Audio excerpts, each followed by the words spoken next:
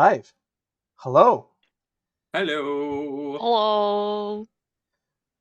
Welcome, anyone out there who's not just us. If you happen to be watching already. And hello to any viewers who are watching the VOD or on YouTube or such. This is now session or episode 13 of the Shadow Crew Adventures, doing a Waterdeep Dragon Heist. I am Shadow Mage, he, him pronouns. And I am the DM and host for this. I am looking forward to tonight's sessions, considering that we left off last time on a cliffhanger. Good stuff. A cliffhanger that quite notably was going to featuring the person who will be introducing themselves first. So Yoi, you want to introduce yourself and remind everyone who your character in this campaign is? Indeed. Hello, everyone. I am, as always, Yoi Gawain Lin, also known as Gubby, game and fiction writer, he, they pronouns, and tonight, as always, I am playing Peach Candleheart, a Barnal Aarakocra Echo Knight fighter. He is currently naked and flying, which might become a thing, I think. Just the norm. Just the norm. All right. Dark Souls rolling here. Yeah. Thank you very much. We'll move along to Hoodie. Please introduce yourself, who you are, and who your character is in the campaign. My name is Hoodie, he, him pronouns. I am playing Basil Glapperpot, Lightfoot, Halfling, Alchemist, Artificer. Uh-huh. It's so nice to have it down and written down. I don't know. I spent 2 years not doing this. I don't know why. Cheat code. It's so good. Just writing, it's the major cheat code. Whoever invented languages and written word really needs, I don't know, something like a good handshake. Good raise, Okay, we'll move right along then to Tilted Gaming. Hello. Anything you want to introduce about yourself and your character? Yes, so I'm Tilted Gaming, he, him pronouns. I'm going to be playing my Raven Aarakocra, who is a Gloomstalker Ranger, under the name Cruce Swain. But during the night, I will occasionally take on the visage of the Vigilante of the Night, known as the Aviary. The Aviary. The Aviary. That's right. Yes, I believe your character was the Aviary when we left off. So I don't think we did actually do the switch there. No? I could do the switch. Oh.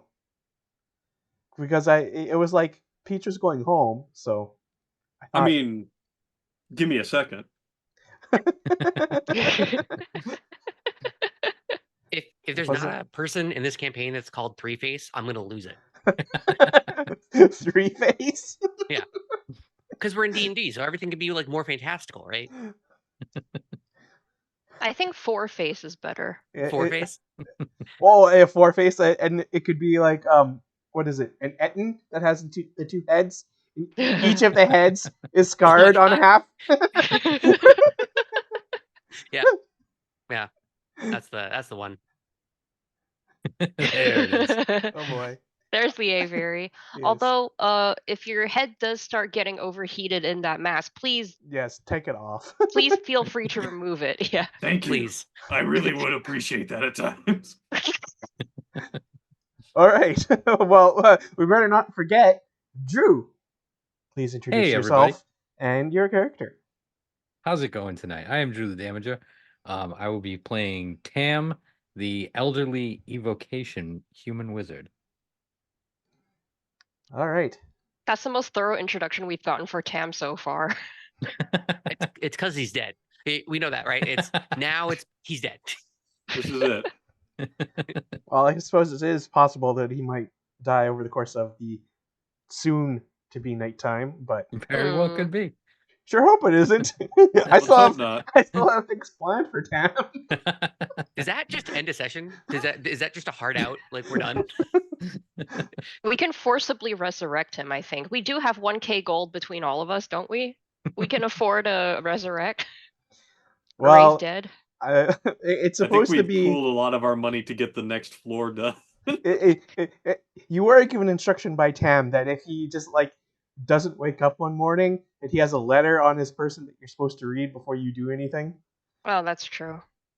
It's a fully signed DNR. It's like the most Yeah. bummer thing. I mean, funny enough, it kind of is. Okay, all right. Shadow knows he read it. Yeah.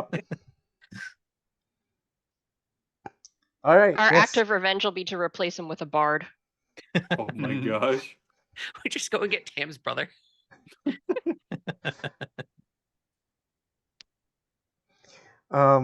Okay. So, when last time was, let me think back here. I think we started off with talking to the monk, correct? Yeah, more or less. Yeah.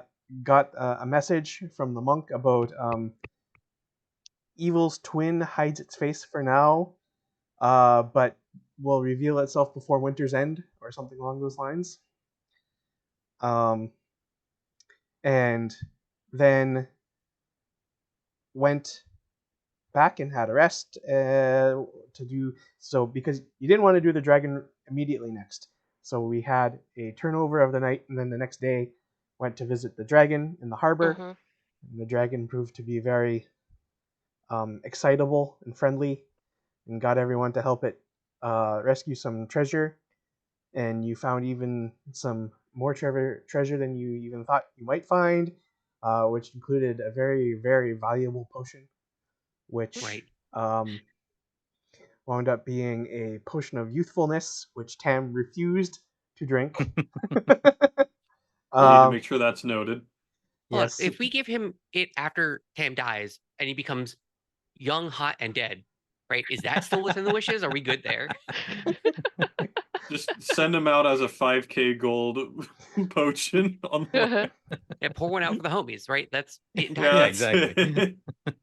But I did dangle a plot thread that there may eventually be someone who comes looking for that potion. Yes. This is how Shadow makes us afraid of every old person in this game. Trying to circumvent old age. How dare you? And then, as that day was wrapping up, I believe, when Peach was going home, there was more stuff to do with these mysterious hooded figures that seemed to be lurking around Peach's father's neighborhood. And everyone got involved this time. And they finally managed to confront one of these hooded figures. At which point, like Peach was like flew up to like the top of the building, and like this hooded figure was like barreling towards the edge of the building, and then like they stopped and like faced each other, and like this like figure is like cowering in its hood, and then like pulls out a piece of parchment from inside its like robe, and then hands it to Peach, and that's where we left off. Yes. Also, you neglected the most important thing that happened last session, which Uh-oh. was we got to see Tam as a Oh. young man, and we learned that he truly was a hot young Santa Claus. He was, as you say, a sexy single in your area. He was a wizard. The I mean, he Riz- still Was is a the wizard. wizard. the Wizard of Waterdeep. Yeah, the Wizard of Waterdeep.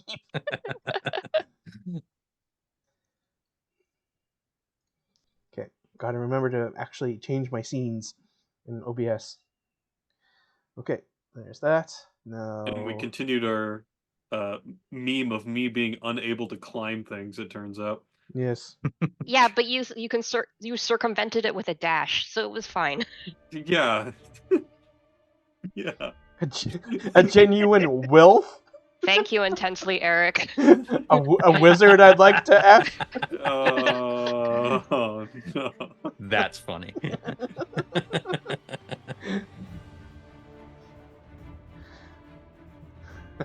I'm doing it with the other classes, and it's not quite as funny as Will's. Wilf is like such a good word. I don't know. I think Bilf is pretty funny. Bilf and Pilf are both pretty good. The, But the, like fun, Rilf, the funny thing is that Wilf is also just like a name, like Wilfred. It often gets shorted to Wilf. Right? This is true. I this knew is true. What a I knew Wilf. there was a Wilf in like the church that my parents went to when I was a kid. oh, okay. I was Well, like, I've never heard Wilf before. well, now we know what happened to that Wilf. That we do. Uh-huh. Or do we? Shh. All right. So, Peach, this hooded figure has given you a piece of folded up parchment. Well, as it's handing it out, I say, "Give it to my echo, please. And then step away from this area and do not return."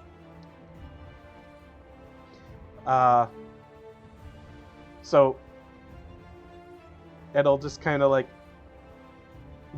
give the piece of parchment, and then it like takes off to the right, to the east, Mhm. running across the rooftop, jumps across to another rooftop, then starts like running back to the south, come back running to the north, leaps off the rooftop all across the street, landing on the rooftop across the street, and then runs up to join his buddy, jumping across the rooftops, and they both run away.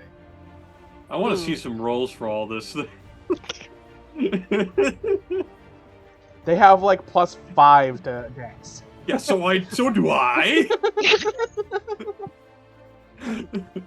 Someone's bitter. Just a little. I am the DM. I control the narrative. Okay. So Peach takes the paper carefully from his echo and then comes back down and puts his armor back on Okay. so that he is not naked. Are we not chasing them anymore? It seemed that they wanted to give me a message, and I told them most sternly to go away. Oh. Alright. Guess it's all sorted then. And I just slide down the freaking wall. So I go to the nearest lamppost because I'm guessing it is nighttime. It is nighttime, right? Yes. Well That's into where- nighttime. That's where Tam and I are. Remember, we're right in front of a shop, just like no idea what's going on. Mhm. It is nighttime. So I go to where Tam and Basil are standing, and I say, "The miscreants have fled. They wish to give me a message, it seems." What was the message? Well, I have not read it yet. So I hold up the paper as I say that, and I open it. Okay. So, written on the piece of parchment, in common, it's addressed to Peach at the top. It says Peach Candleheart, and then right underneath, and then it also says, and or allies. Okay.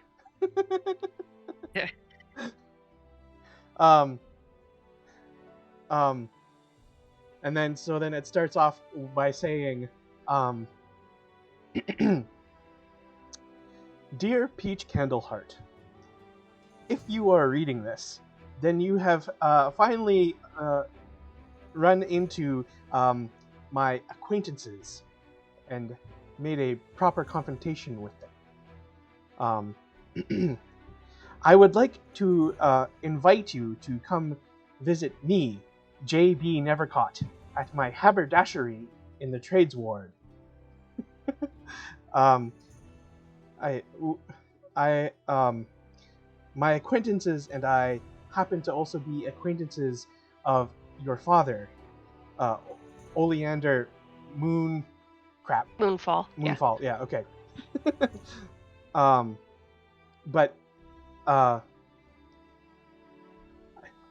I know you may think that perhaps we are shady, but I can assure you that We mean neither you nor your father any harm. So please do come visit me at my shop. And then it's signed off, JB Nevercaught. Is it CAUGHT? It Or is. is it- okay, wow. Never COTT. I rolled a 25 for history, which would make it a 27. Okay. Would I know this guy? JB Nevercaught? You do not recognize this name. Really? Yeah. It's the fakest name.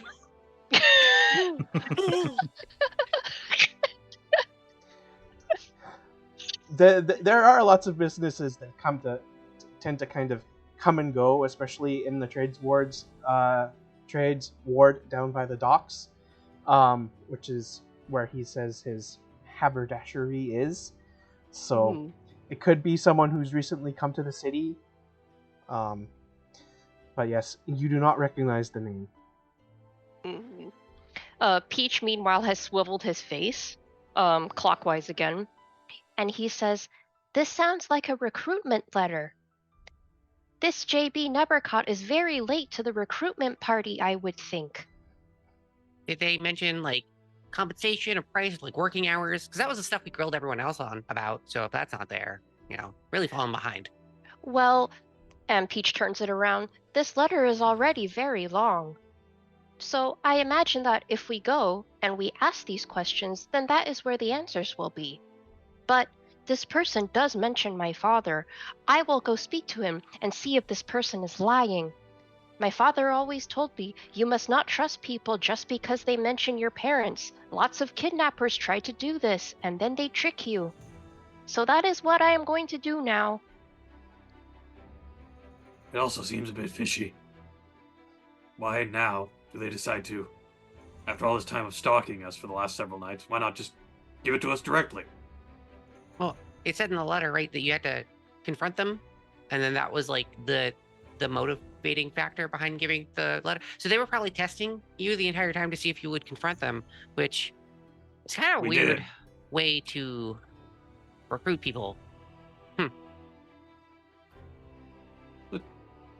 Let's be a Well- little careful. Well, if you like, I can invite all of you for tea while I speak with my father. Is your father willing to take us all in right now? He seems like a very solitary man. Oh, Basil, he will absolutely hate it, but it's polite to ask. Basil immediately Okay. starts sweating and looking at looking at the aviary and looking at Peach and looks at Tam with pleading eyes. I'm good, I guess. Okay, Yes, perhaps we should just we appreciate the offer, Sir Peach, but perhaps we should head back to the tavern. all right. Then I will see you the next day, and we can decide what happens based on what my father has said. Okay, yeah, that sounds great. The aviary, should we go? Yes, I think it's probably appropriate to go now. Okay, all right. Have a good night, Peach. Good night, my friends. And he doots off to see his dad and, again, tells his dad everything. He Okay. also admits that he did, in fact, take his armor off. Yep. Okay. What's my dad's reaction to all of this? Yes. So Peach's father's reaction would be kind of resigned disappointment. Oh god, he's not mad, he's disappointed. Yes. Oh, No. The worst thing to happen from a parental figure. Hmm. And he'll basically say something to the extent of like, well, that like at least nothing bad happened to Peach, like no physical injury, but encourages caution, of course, going forward, but recognizes that he's tried to get Peach to be cautious and wear the heavy plate armor all of this time, and Peach keeps like disregarding it. It's Completely. only twice. And Twice in game, anyway. Yeah.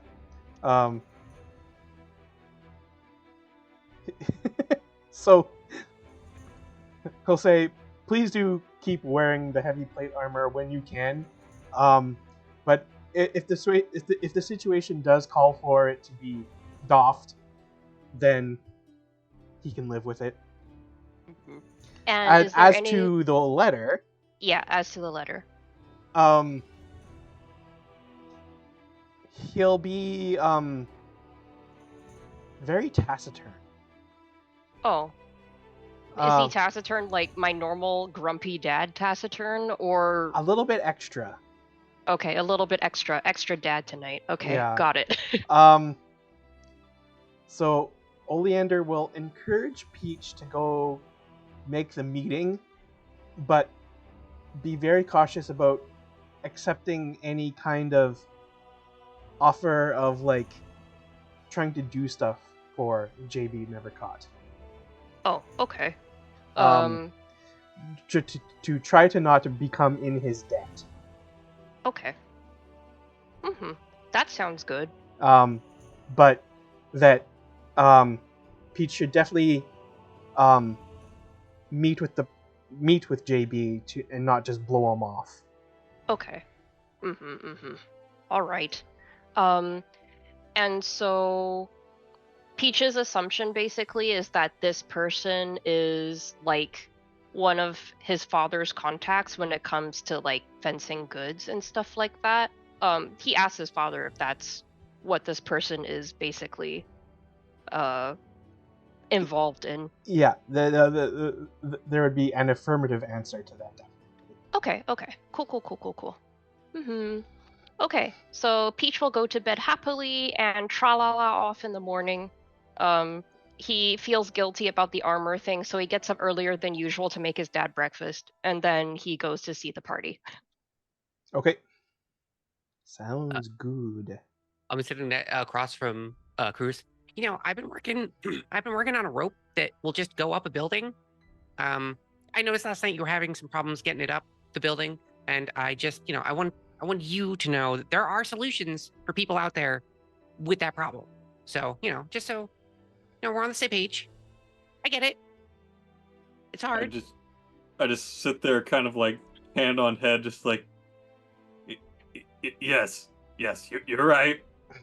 It could kind of be like, what I could do right now. If you put like a little tiny cartridge of black powder behind a large grappling hook, you could probably make a device that shoots it up and could latch onto something. But that would be pretty hard and mostly unusable, huh?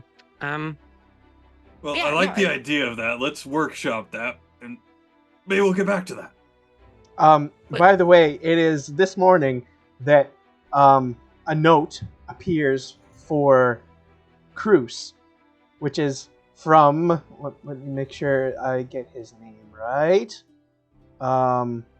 Vincent Trench, the private eye from the Tiger's Eye in the neighborhood.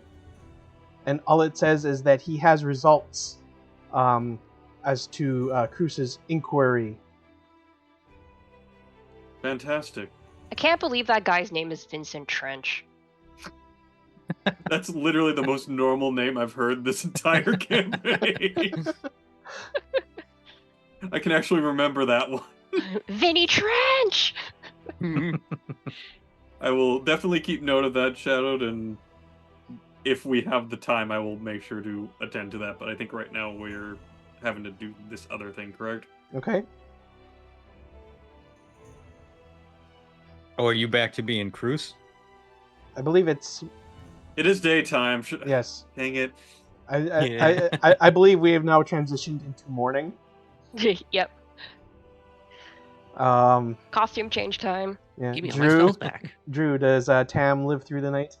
Oh yes, Tam is downstairs having his morning coffee. Oh, good.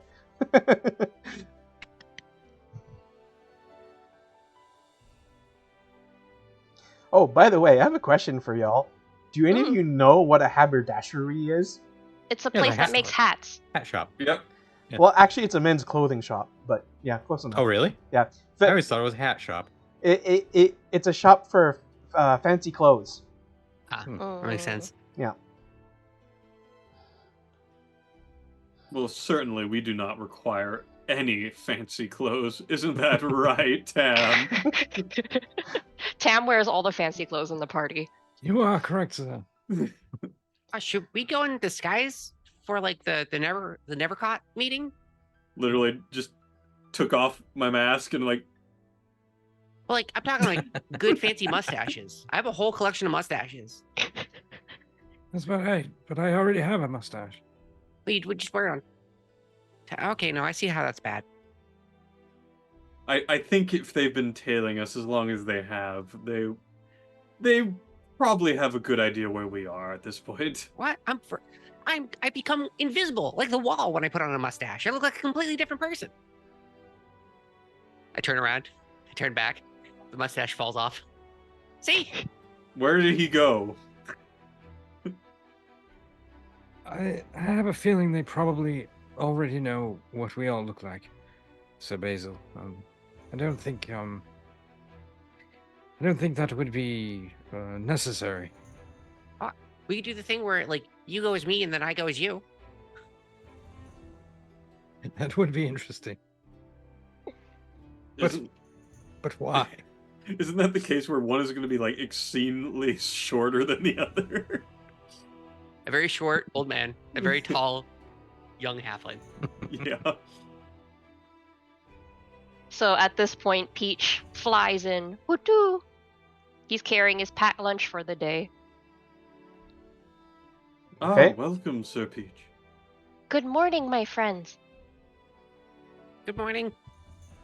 So, I spoke with my father. He was very disappointed in me about the armor, but he understands that my personality has flaws, and this is simply the way I am. So, our relationship is still good.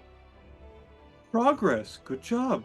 That's good. My parents just swallow the disappointment daily, so it's good to know that, there's compromise. There is compromise in this world.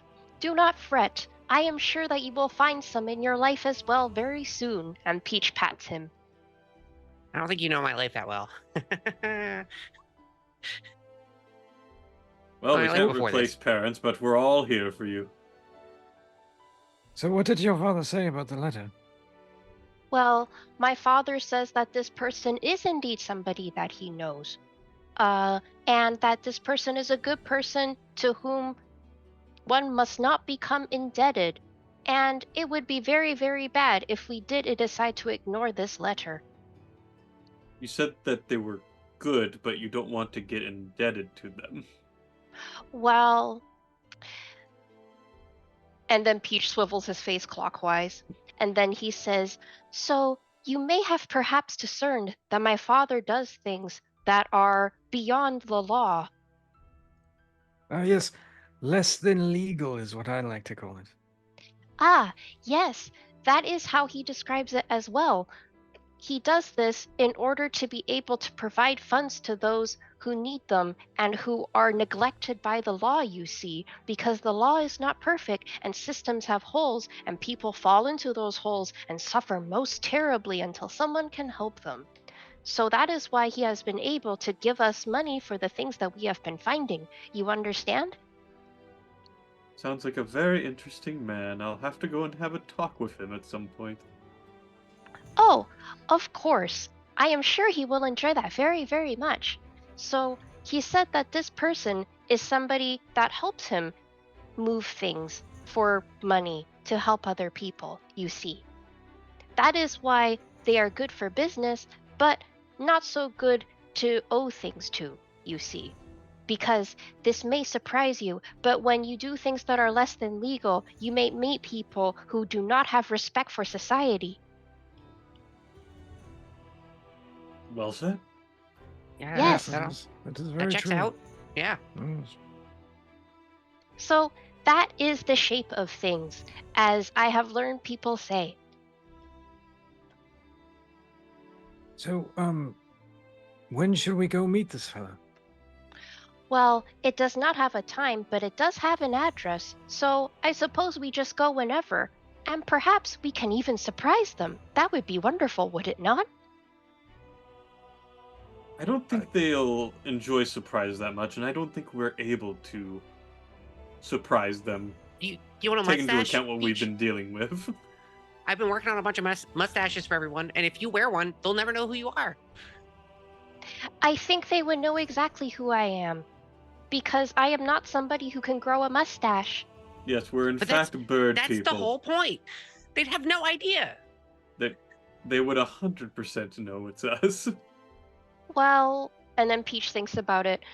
It seems that wearing mustaches is very important to you. So why don't you wear my mustache for me?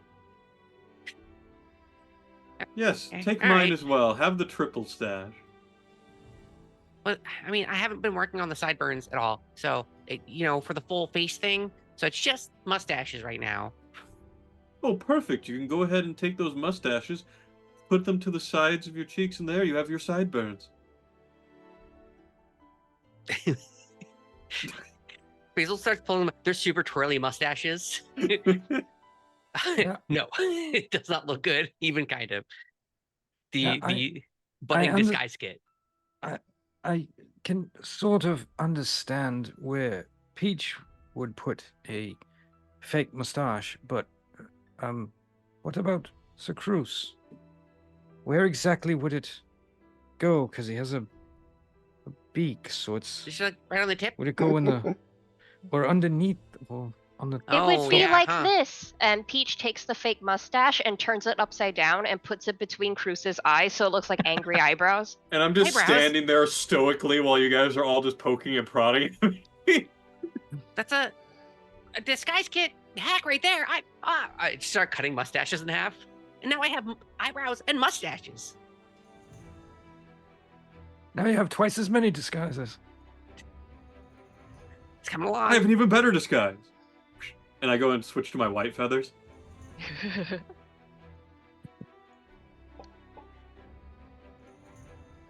Peach looks for a white eyebrow set and like puts that upside down over Cruz's eyes and says, "Ah, this looks quite nice." Does it? Yes, but it does look very strange because it is made of hair. Oh. Yeah, and I just kind of take it off. Yeah, don't ask where the hair came from. All right, thanks. I'll take that. Now, you know what? No, I will not entertain that, actually. I don't want to know. That's good, because I worked in a place full of like mostly dead bodies for a while. Wait, and No. Huh? We said we didn't want to know. I didn't tell you about the whole dead body thing and like spending a lot of nights just shaving heads because you gotta for the cranial exploratories. What? Did I say something weird? My You friend, just heavily you're implied that we were wearing dead people's hair, so yes. Well, hair's dead, so it's fine, right? well, No. I think the problem is that you keep saying you will not tell us things, but then you tell us things anyway. Is that something I do? Yes. A little. I guess you'd never know unless people tell you, huh? Oh well, dang. Now you can work on it. Maybe only decaf for you from now on, Sir Basil. Oh, I haven't had tea yet. Yes, yeah. This is Of me course. working at just 100% basil. 110% more like it. Everyone, please make a perception check for me. Uh-oh. No, nothing could be bad out of this. It could be fine. How did we know this was going to happen, guys? Just 8 for me. Come on, no. Good. I'm good here. I'm also, since I'm here, I'm just gonna roll this bad boy. 2 for my experimental elixir for today. Wow, I did not expect all of you to fail that. Well, we did. I am pretty sure I'm in a room. Not 100% sure. I but think pretty sure. it's because we're all very distracted by Hair. Basil just having a bag of dead body hair and his yeah. To be fair, that is very distracting. It's better to be even fair. It's better than a bag of live body hair. All right, True, well, like- continue. What was that noise? Ah, must have been the wind. So how are we doing today, guys?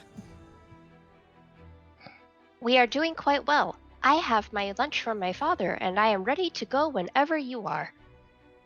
Well, they did tend to meet us at night. Should we imply that they want to meet us again at night, or? No, let us go in the morning. It will be a surprise. All right. I have no qualms with this. Peach looks to the rest of the party. Basil's muttering to himself about like his weird speech mannerisms, and that he says the silent part out loud a lot. And he's like, "Huh? What?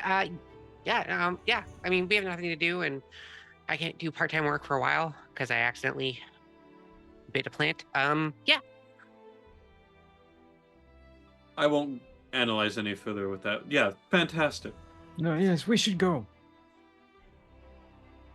We head out. All right. Oh, and Peach is in plate again. When you head out and you open the door, there is a white cat sitting in front of the door that was like meowing and going pat pat pat pat pat pat pat at the door, and it seems to be angry that no one had answered the door before now. Oh, Oh, I'm I sorry. see. This isn't your home, little guy. no. Sir Basil, believe this is a familiar, if I'm not mistaken. Huh. Then I turn to the cat. From the Emerald Enclave, I assume, right? Yes. Message for Mr. Crusoe. Please come by Falconmere at your earliest convenience for news of a mission that we would like you and your friends to do for us. Alright, well, we have some business to attend to today, but I'll try to make sure we can come by before nightfall. Is that acceptable? Meow. Fantastic. Let's be off, our friends. That was like a pre-recorded. Ma- That's really cool. Meow. Meow. Meow. That's a good kitty, yes. Good Pay job. the cat. You gotta pay the cat. It Yes, delivered I a think the message. cat It's the wants- rules. Meow. Yes, I think the cat wants Gold. some kind of compensation. Oh, Yeah. oh. Put the gold in the mouth. Literally take a gold piece and put it in the cat's mouth. It spits out the gold coin. Meow. And It wants more gold. You gotta give it more gold. It points its paw at its mouth again. Hold on. I Oh, will go wait, do... into the tavern and get the creamer from my coffee and bring it out and put it in a little dish and give it to the cat. I'm pulling out some of the larger gems that we found. A bigger gem this time? No, we don't have no. anything bigger. No, Sir Basil, no. So like it's hungry. the cat will start like looking at the cream, and then it kind of like goes meow contentedly and keeps lapping up the cream. Yes. I shall call you Thomas. Meow. Very you don't like aggressive cat. Usually they're more skittish. This one's like right in your face. Sometimes wizards' cats have attitudes.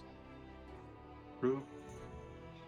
I think you mean catitude, Mr. Tam. All right, shall we be off? Yes, please. we shall. So on the map, what would be the first thing that we reach? In terms of Distance. Like, what's the closest? Well, I guess the haberdashery's closest because it's in the trades ward, right? yes. Well, it's at the very southern tip of the trades ward, Okay. so it's way down. Be probably about an, let's say, hour and 20 minutes walk. Mm-hmm. Wasn't Faulkner down there too, though? Falconmere is. Oh, Falconmere. Sorry. Sorry, we can't have normal names. Yeah, sorry. We have Vinny Trench. That's right. Hilarious. That's still the most normal name. Yes, actually. Falconmere is actually okay, so let me go back to roll 20. Let me see here. Falconmere is by just north of the intersection of the Way of the Dragon and Phillip Lane, but on the eastern side. Ah. I think I'm looking at it. Zoom in on the roll 20 map. The trades ward? so it is the orange squiggle. Oh, Okay, I thought so. Yeah. The We've been here haberdashery is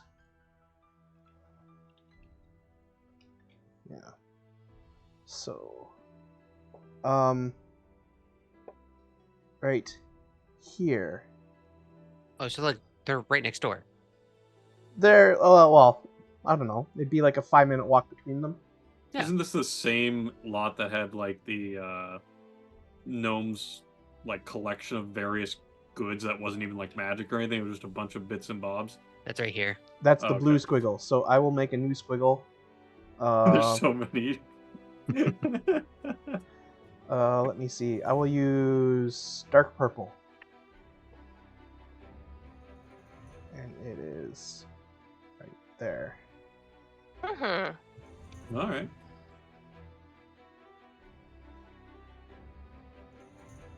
So it looks like Falconmere is actually closer, so maybe we should just hit that up first. I mean, completely up to you guys.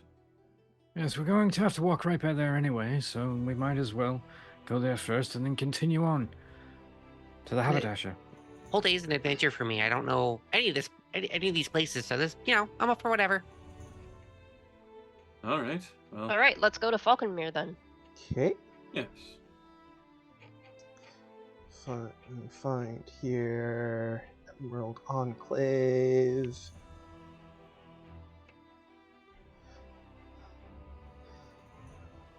Alright. So, when you arrive at the gates of Falconmere,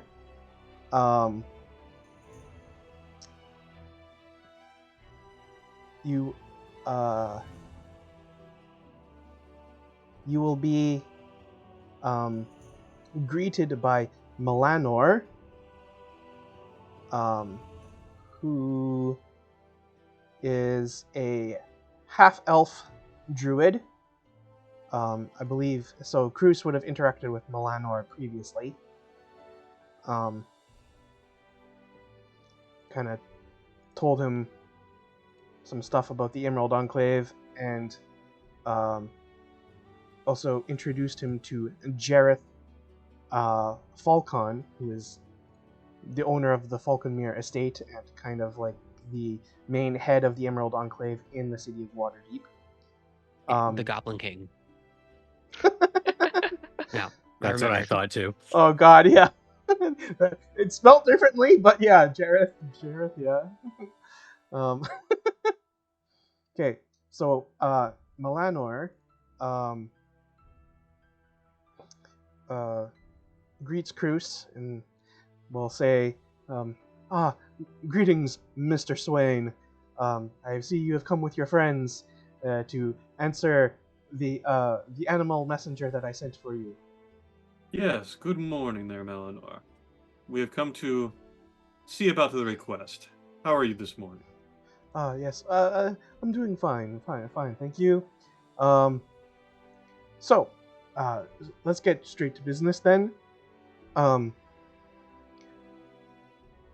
We have a report that there is a scarecrow that seems to have been brought to life, terrorizing farms on the outskirts of Waterdeep. It's been killing livestock and terrifying farmers, but no person has died yet. So the city guard doesn't really think it's a priority. The last report came from the Stout Fellow farm. I hope I can trust you and your friends to handle looking after this matter. Yes, we can look into it, I think, here, right, gentlemen? Yes, indeed. This scarecrow does he use a lot of illusion magic?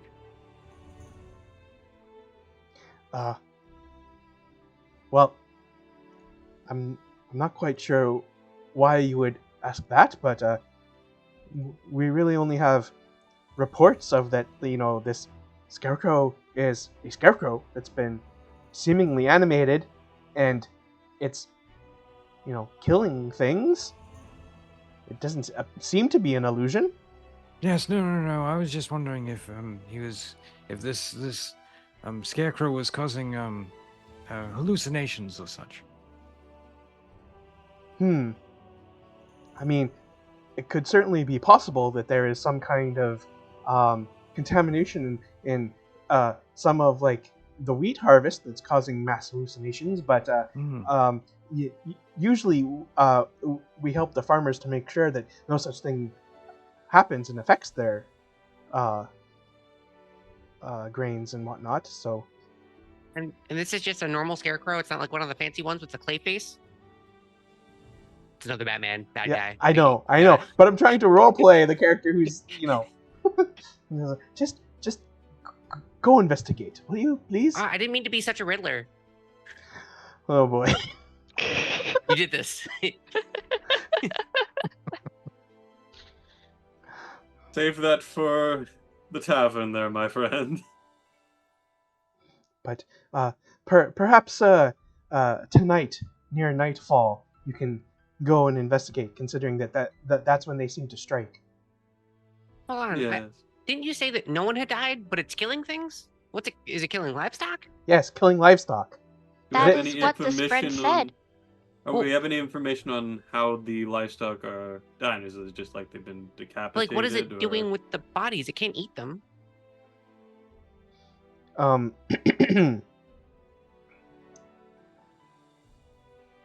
So,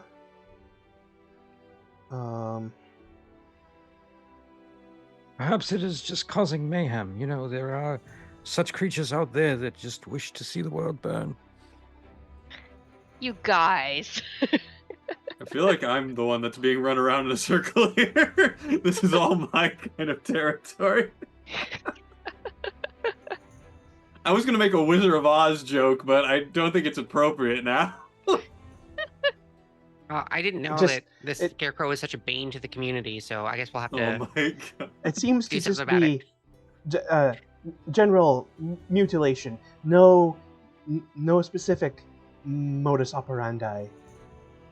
All right. Well, But it does seem that these were, in fact, actual scarecrows of some of the farms that have been brought to life and are now more than one? wreaking havoc. Well, Oh. it is unclear how many there may actually be. It is at least one. Peach gets very excited and says, "Oh, this sounds like perhaps the doing of a miscreant wizard." And then looks at Tam, saying, It very well could be. Yes. "It's like, I am eager to see how superior our wizard is against this miscreant wizard. You have been doing so well lately." Oh, thank you, my fine feathered friend. Ruffles his feathers down. All right, mister, never question the Wizard of Waterdeep. I'll put this on the calendar, man. So we're good to go for tonight then. It's the last one. I had to get one more in. Gosh dang it. So we have the farm to go to, and we have a time, which is this evening, and the farm. Okay, cool. So that's all. Oh, out of character, maybe Cruz should ask for a refill on that charm he got. Unfortunately, I believe that they only give those after completion of missions. Oh, okay. And I literally just got that charm, so if they're like, "You lost it already?" You've not even done a mission for us yet, and yet I think I overhear you discussing that you've already used some of the charges of your of your amulet. It was a very troubling hike. Let's just put it that way and leave it behind at this point. Well, We were beset by a manticore. Yes.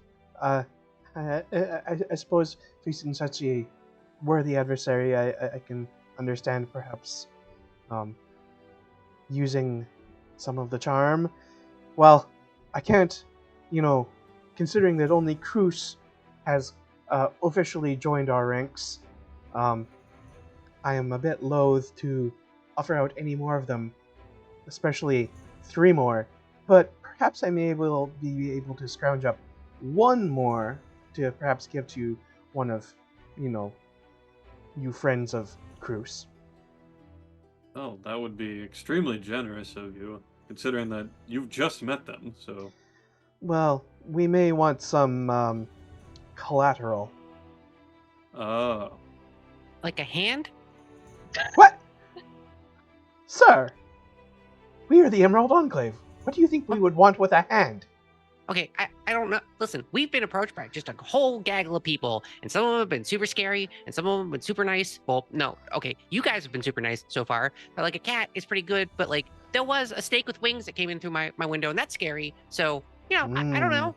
In his defense, he's you been were approached by a lot. You were approached by the Gentry. Yeah, they wanted me to poison a whole bunch of people and like kill people, and I was like, no, thank you. Oh, well, then you made a wise decision. Yes, Yeah. that is what we've been saying since day one. Well, it is good that you have not decided to do things for the Gentry. So perhaps you work with nature, even if you perhaps use it to potentially ill-natured ends. But Oh yeah, no, I snagged some of your dirt from outside. I opened the cloak and there's just a bottle of dirt.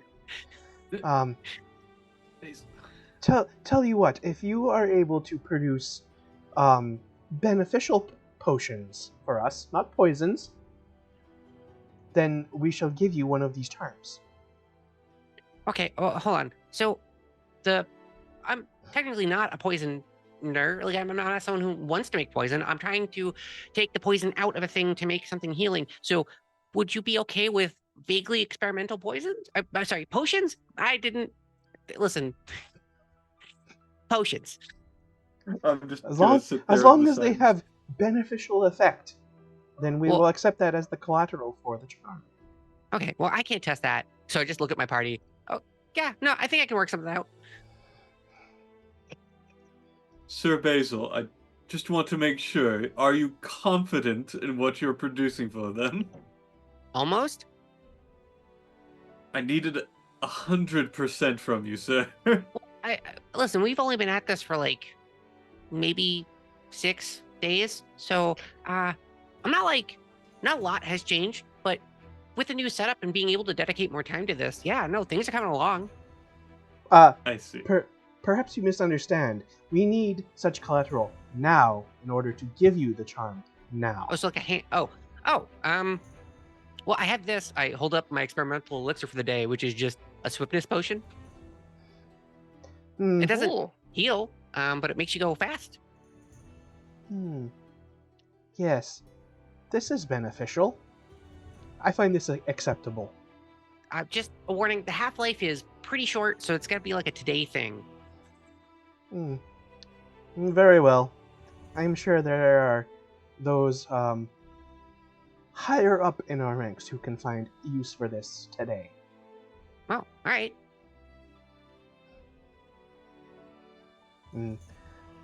He'll reluctantly hand over the charm and is also holding out his other hand for the elixir. I pop it in without thinking about it. Okay. You sure you don't want like acid or poison? I have a lot of those.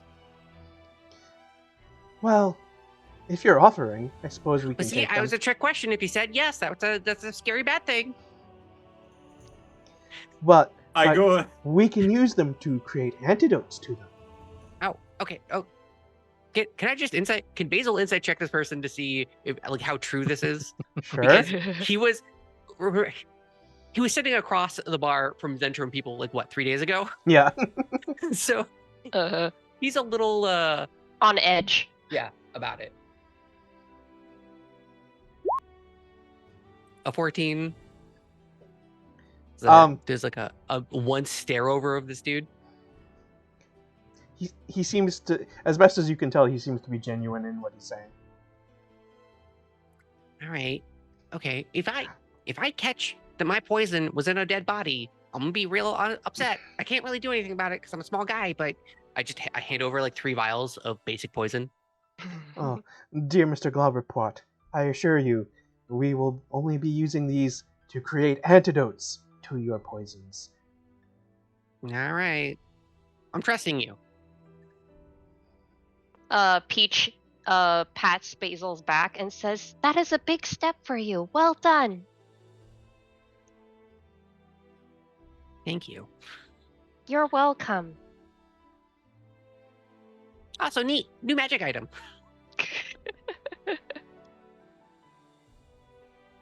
Off to the haberdashery then, I suppose. Mm-hmm. So How many it'll- charges does it have again? 6. 6? It's 5 for the greater, or was it 3 for the 4. greater? 4 for the greater, I was 2 for the lesser. Wrong all the time.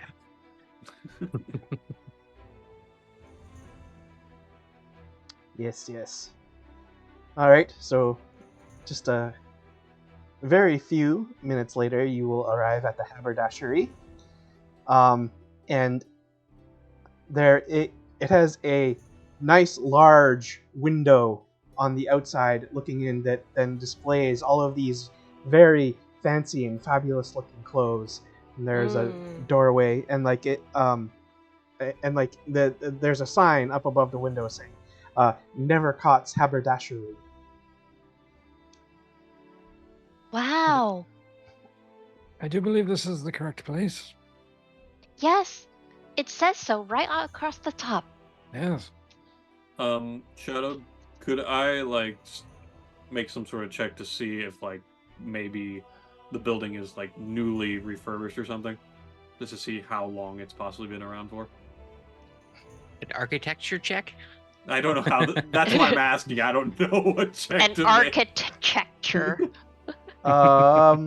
City planning check? Perception? Investigation, I guess. And I'm There thinking that, but I is- don't know. That's why I'm asking. Let me look up something here.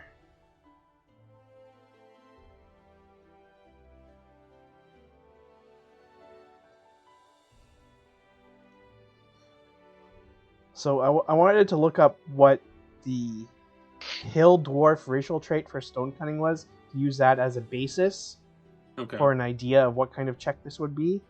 Mhm. So it would be a history check. Oh, great. Okay. 15. Respectable. Not bad. Not bad, not bad. Yes. Well, so you do notice that a lot of the paint seems to be very recent. It's not like flecking at all very much.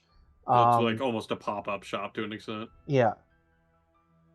All right. Just wanted to keep that in my head. But from what you can see in the window, it appears to be very well stocked. Well, let us go in. I shall go first. Yeah, you were invited, so All right. let's be on guard, though. We don't want to be too... All right. And as you enter, you can see that there is a figure that is leaning down behind a counter towards the back of the shop, and there is a humming, and as the figure then stands up when he hears the little bells over the door ring, he stands up and he reveals to be a very almost kind of statuesque man, wearing extremely fancy, flamboyant, almost kind of campy clothes, lots of bright colors, but not garish, but just bright and fancy. And he's wearing a plumed hat, and he has a big, full beard and tan skin. But certain facial, he has high cheekbones, and the way he holds himself almost belies an air that would suggest some elven ancestry, perhaps. And he says, greetings, friends. Welcome to Nevercott's Haberdashery. Hello, my friend.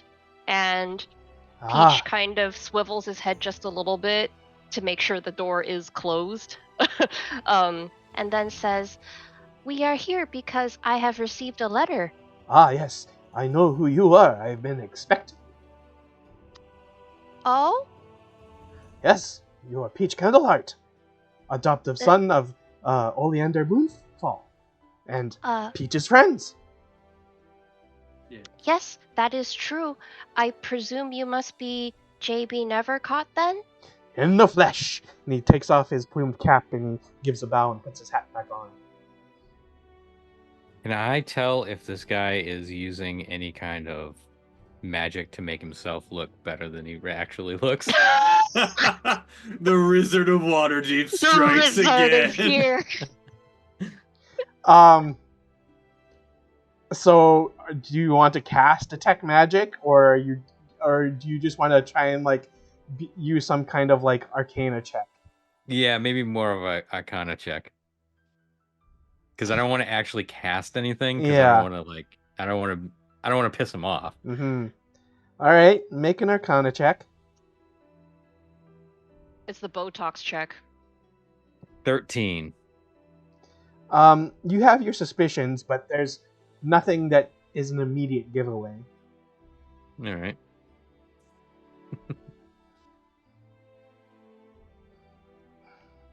Peach, meanwhile, is taking all of this in, and he ponders it and he says, "You are a very fancy man." Why, yes, I am. Well, Yes, I am. I am a fancy man. I am JB Nevercaught. oh, Or, well, damn it, I messed it up. It's supposed to be I am Nevercaught. JB Nevercaught.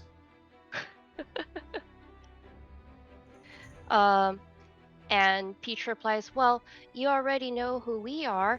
Perhaps we can discuss the business of this letter?" And he holds up the parchment that he was given. The business of the letter. Yes. Did you, by chance, perhaps talk to your father about the contents of that letter? Of course I did. I should have. I knew I should suspect as much. Did he warn you against me, as he has a bit of a dazzle in his eyes? Well, of course he did. He warns me against everything, you see. Well, you see, I have many, many interesting and unique friends of mine, many acquaintances that I like to help out, and then, then perhaps they can help me. But you have no worry to fear me. How tall is this person? Say about just shy of 6 feet, about 5'10" and a half, 5'11". Okay, Peach is bigger. Yeah. Peach is like... Oh my god. I'm bigger. Peach- There's nothing to fear. Yeah, Peach kind of swivels his head and eyes him and says, "Yes, I do believe there is no reason to fear you. My father raised me extremely well." Well, you see, I have those acquaintances of mine that you ran into. I've been doing some business with their leader, and I'm quite well acquainted with him, but I'm not permitted to tell you his name. But perhaps I can be a go-between for you and him, for there is something that he may want you to do to see if you can prove your worth in order to do more business for him. Oh, and what would this compensation be for this task? Oh, I can assure you, all and any tasks that you do for the leader you will be very greatly compensated for.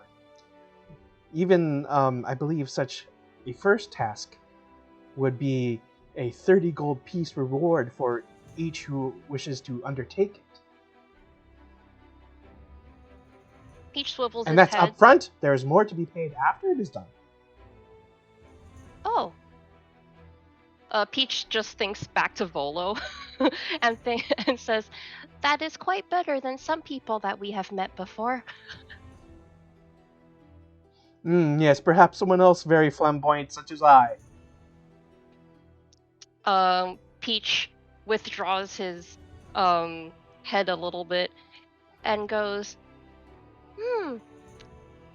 how serendipitous that you seem to be in tune with my thoughts. Well, you see, I have had run-ins with Volo also. Not a particularly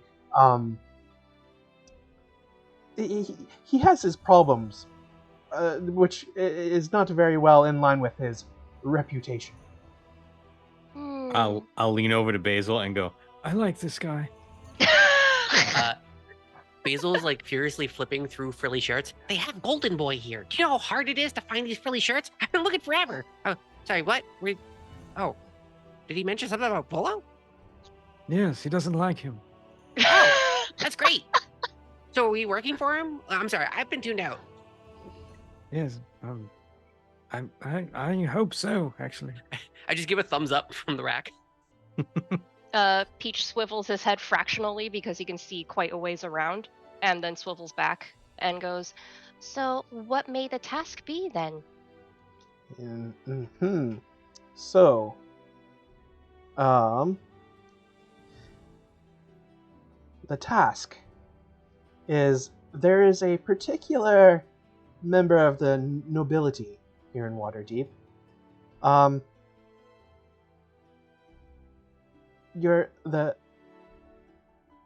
You will be required to acquire a silk handkerchief off the person of this Waterdavian noble, and then deliver it to a tiefling orphan girl who usually can be found at the corner of Net Street and Dock Street by the wharf.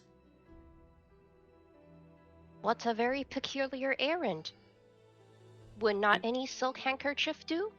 No, it must be a particular silk handkerchief of this particular noble, and he must not know that he has lost it.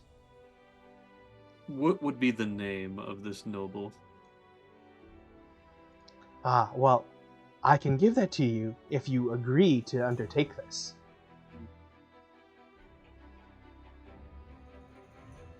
Peach is going to attempt an insight check to see if taking this handkerchief is for nefarious purposes. All about them nefarious porpoises. Okay. Well, that's a 10, so he doesn't find out anything, I guess. Yeah, it's not quite. But Peach isn't able to ascertain anything really from JB's facial features. He just seems very charming. Honestly, it's just a handkerchief. It's not like we're doing anything although it is a noble that we have to take it from. There's a lot more risk that is involved when it comes to nobility. Yes. It's almost like a fun game where if we win we get gold, and if we lose then we go to prison. For an extended period of time. Yes. And do you have a replica handkerchief that we're supposed to replace this with? Or is this just like one of those, good luck, Godspeed? Yes, indeed. Good luck and Godspeed. Okay, well. Yes, well, I'm sure if we got our own handkerchief, I'm sure we won't be provided with one from Mr. Nevercott here. Then we could use one of our own. I go ahead and go to like my collar and pull out a handkerchief from the collar. Perhaps I thought too highly of your group. It must be this particular handkerchief delivered to this particular girl. Yes, no, we were speaking of swapping them out. Yeah. Just swapping them out. Well, perhaps. Yes, perhaps if you are moving a bit too fast with your estimations.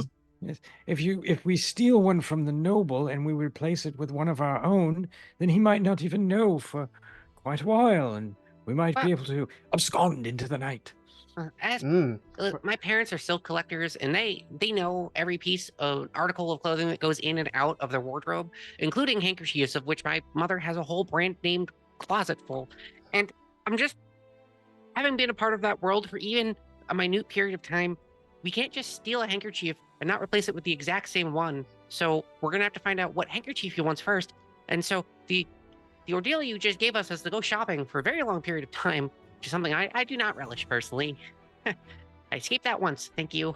Something tells me, though, as we are in a haberdashery, that there is possibly a similar one in this very shop that we could purchase from the gentleman here. No, the thing is, we need to know what type it is first before we can do that. So we'd have to Yes. go and meet the noble first, which Well, would no, mean that they would know what we look like, and then we'd have to. but we could just ask JB here. What does the handkerchief look like?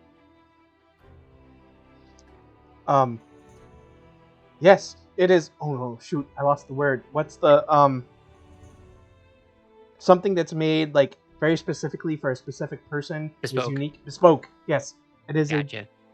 It is a bespoke, and initialed handkerchief. See, that's what I'm talking about, right there. We'd have Yes. to get the same person to make the same handkerchief or make something close enough No. that they wouldn't notice for a very long period of time, which Mm. Yes, no, you're right. I mean, it would just have to be a facsimile. It's close, not perfect. Perhaps if we knew the name of this noble, then we could get a handkerchief that was the same color and maybe just stitch on his initials to it so it was monogrammed and you switch them out. Either that or we could just go steal it from him. To be honest, Indeed. both sound sort of fun to me. This is Well- what decides it for Peach. Also, the fact that his father told him to not blow this guy off. So he turns to JB Nevercaught and says, "We shall accept this task. Please give us the name of the noble." Ah, very good, very good. The noble is Regnit and Amkathra. what a name.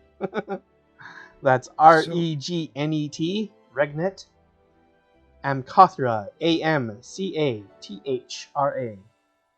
It sounds I like was- kind of cheese. Do was so close. I, as nobility in the past, know anything about this guy? You recognize the name. Okay.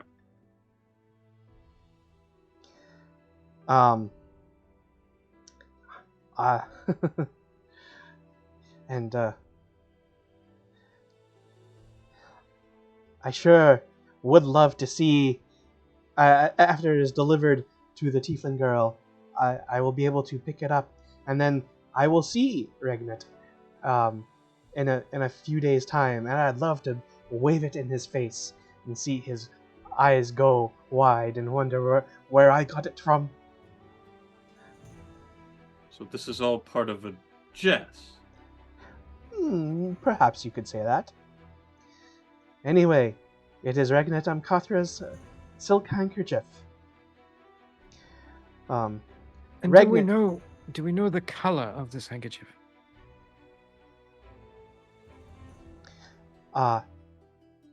It is red. Red with white initials, or It is a bit of a crimson hue. And it has gold frill and is monogrammed in gold. all right. Sounds very fancy. Making a note. Finding something similar might be a bit tricky. I'm sure you're Yes, all well- aware, though, that a perhaps direct thievery, if you are caught, that such an assault on a noble is at least a minor crime. So Oh yes. be sure Oh, to not be caught. well, it's great that you brought that up because you're only paying us 30 gold pieces a person for it. That's up front. There's more to Okay. be paid at the end. All right. And that is 30 gold pieces each. Yes, Alright. altogether that is a significant sum. Where would you suggest that we find this Ragnet? Don't worry, I didn't remember the name either. I just keep thinking raclette, so. Yeah. I have ragu a catheter in my head. Well, I mean, now I'm just Ragu is the name. That's I mean, continuing trend of our party getting names wrong on purpose constantly. Right. Okay, this module does not do any favors. I would think that Waterdevians would know where the Amcathra estate is, but what I can tell you is that he is well known to gamble at the Gentle Mermaid. Fair. Well, we are in a haberdashery, so perhaps do you have a red silk handkerchief that we could purchase? And then, like, seemingly out of nowhere, he like whips one out. I knew it. Even already has like gold frill on it. Ah, yes. Let me You take a know- guess. 120 gold. 50. Okay. And how much would it be to sew his initials onto it? Another 30 gold. Ah, yes. So 80 in total. Yes. Peach, kind of draws himself up a little bit and says, "Now, I think that is very unfair. First you sent miscreants to lurk about the place of my father, and now you are asking us to give you money in order to help you. I think you should reconsider." I did not set miscreants about to lurk around your father. They are associates of mine who follow the lead of another. Even so, it is very unfair to ask us to give you money in order to help you. Ah, then perhaps a game of chance is in order. Oh, goodness. What sort of game of chance? How did I know you were going to be the first to bat on that one? Listen, we need to create openings for the old man to be reckless. He Yeah, could die any no. day. Let's just let his natural riz take care of the rest, honestly. Yes. A dice betting game. Ah. And how does this dice betting game work? Well, we each throw 2 dice. I happen to have a selection of dice here. And before we throw the dice, we make a bet as to what our result will be. And if you manage to get your result, then that earns you the bet from us both, especially if I lose. If we tie, it is just a tie. No one loses anything to anyone else. If your result is within 1 of your result, then you only will lose half. If your result is within 2, then you will lose 75%. And what's stopping you, or even our wizard here, to do something more underhanded?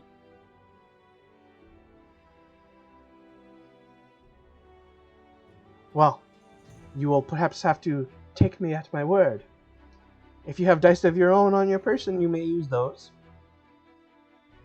Peach actually does happen to have dice of his own. I'm gonna pull out a pair of goggles that are the detect magic spell. Do you have those? Yeah, I mean, that's artificer tools or how I cast magic. Okay. Because it wouldn't look like magic. Nevercott's they're gonna be obviously magical when they turn on. Nevercott's eyes like immediately narrow when Basil pulls out the goggles. Oh, are you worried that there might be something afoot? That's crazy, because we are too. Why not ensure a safe, even playing field?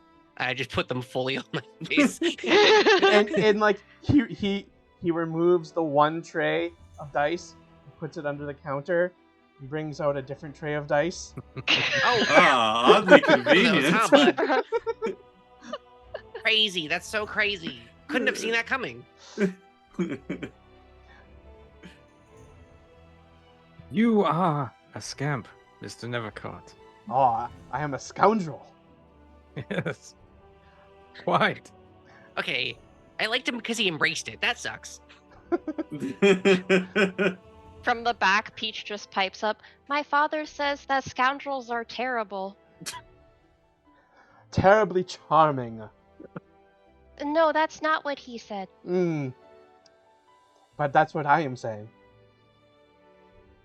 Peach just stares at him and says, "I am done speaking with you now." All right, Tam, you're rolling dice, or what are we doing here? Should we just go?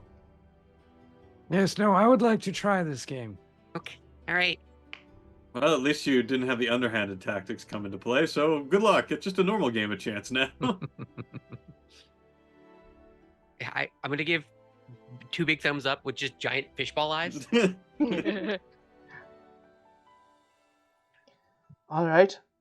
I predict I will make my bet on that I roll a sum of 8. What dice are they rolling, by the way? Yeah, Is it the dice are D6s clean. or? Yeah, D6s. Okay. 2 of them? Yep. I will say that I will roll a 7. Going with the statistical choice, are you? Perhaps. All right. And he said, well, on the count of 3 then. 1, 2, 3. And he rolls his dice. Staring like a hawk at him the entire time. Big googly eyes. Yeah. And he rolls a 7. Oh, dang. All right. And Drew also rolls a 6, so they're both Yeah. one off. Yeah, so both went off. Yeah. Which is a tie? Which Yep. is yes, which would be a Oh. tie. So So we tie, so we go again then. yes, go again. All right. Peach leans into the Cruce and says, "He looks so alive." He's having Alright. a good time. Let him be. Make a perception check. Wait, is Basil still wearing the goggles? They're giant fishball goggles. Yeah. Okay. They're going to be on for 10 minutes. That's how long a spell is. I can't. Okay. So, yeah. Then Basil will notice that he pulls some kind of sleight of hand. He swaps out one of his dice for a different one, and this one is a magical die. I immediately I immediately just go, "Get foul play." I just keep pointing at the die that is magical. We have magical die on the field. My friends are very smart, Mr. Nevercaught. And then twin pistols appear from his side, and he says, "Yes, and I am well armed." And then I go ahead and immediately draw my sword. Both of them Are you sure Both about of them are aimed at like Basil's head. Look behind you, and there's one of my hands there, and I have more than one arm. Don't shoot me in the face though, because that's a little rude. You were bad first. No, hold on. This is all in good fun. Please put your weapons away. Cruz, please put your weapon away. I go and sheath my sword. And all of a sudden, like, the pistols disappear. And he's like, I like you lot. Here you go. And he hands over a handkerchief. Okay. Excellent. Ah, now I like him again. Dang it.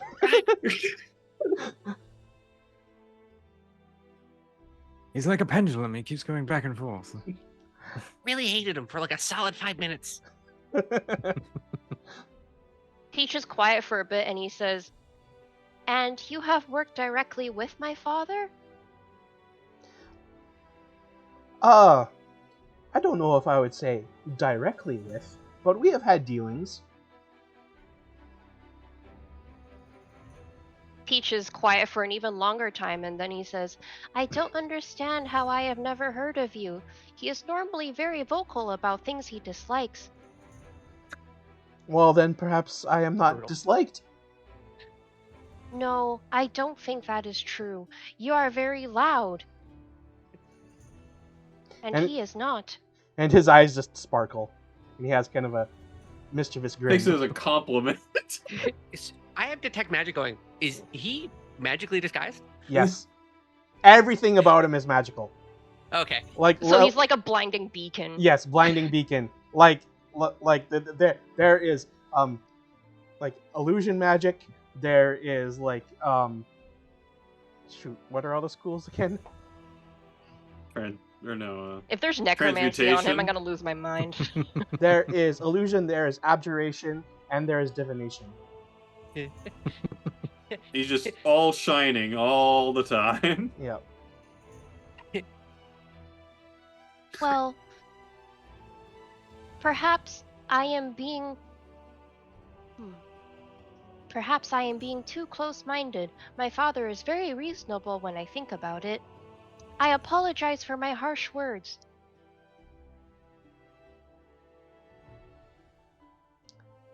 Well, I look forward to hearing of the results of your little task. Yes. Do we have a time frame that we need to complete this task by?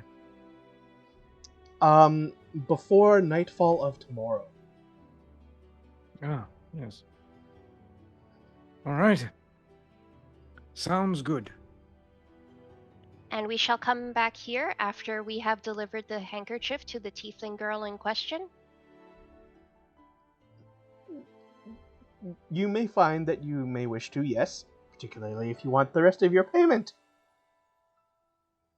In that case, let us take the first part of our payment right now. And he'll hand over 4 sacks of 30 gold each. That are non-magical in currency. No. It's gonna disappear as soon as we walk out of the Yeah. store. Fabricate. And then I guess we're gonna all file out. I'll stick to the back, and as we're heading out, I will turn back to him briefly. Like, do not ever threaten their lives again. Good day, sir. Good day. And then I just walk out. As we get on the street and I take off the goggles, that guy was super magical. I don't know what was on him, but everything was magic. It was crazy. Yeah, so Oh. I had a feeling. Then he must be very rich. That's what my father says about people who have magical things. Yes. And, I mean, Pap- Cam and I are magical. Do we seem rich? Well, you have said that your family is very rich. Okay, yeah, I was rich. Okay, no, that's fair. Mhm. We're better off than the common peasant, I would say. That is very true. Oh, yeah, yes. extremely. So, we have 2 tasks set before us. Let us decide what we should get to. Well, it seems like we have a little bit more time to answer the call for the thievery bit of, to put it lightly, thievery. Let's just call it plain and simple. So would you guys like to attend to the farm first? Yes, that is for nightfall. Yes, we need to get this done tonight, whereas we have a whole day ahead for the other.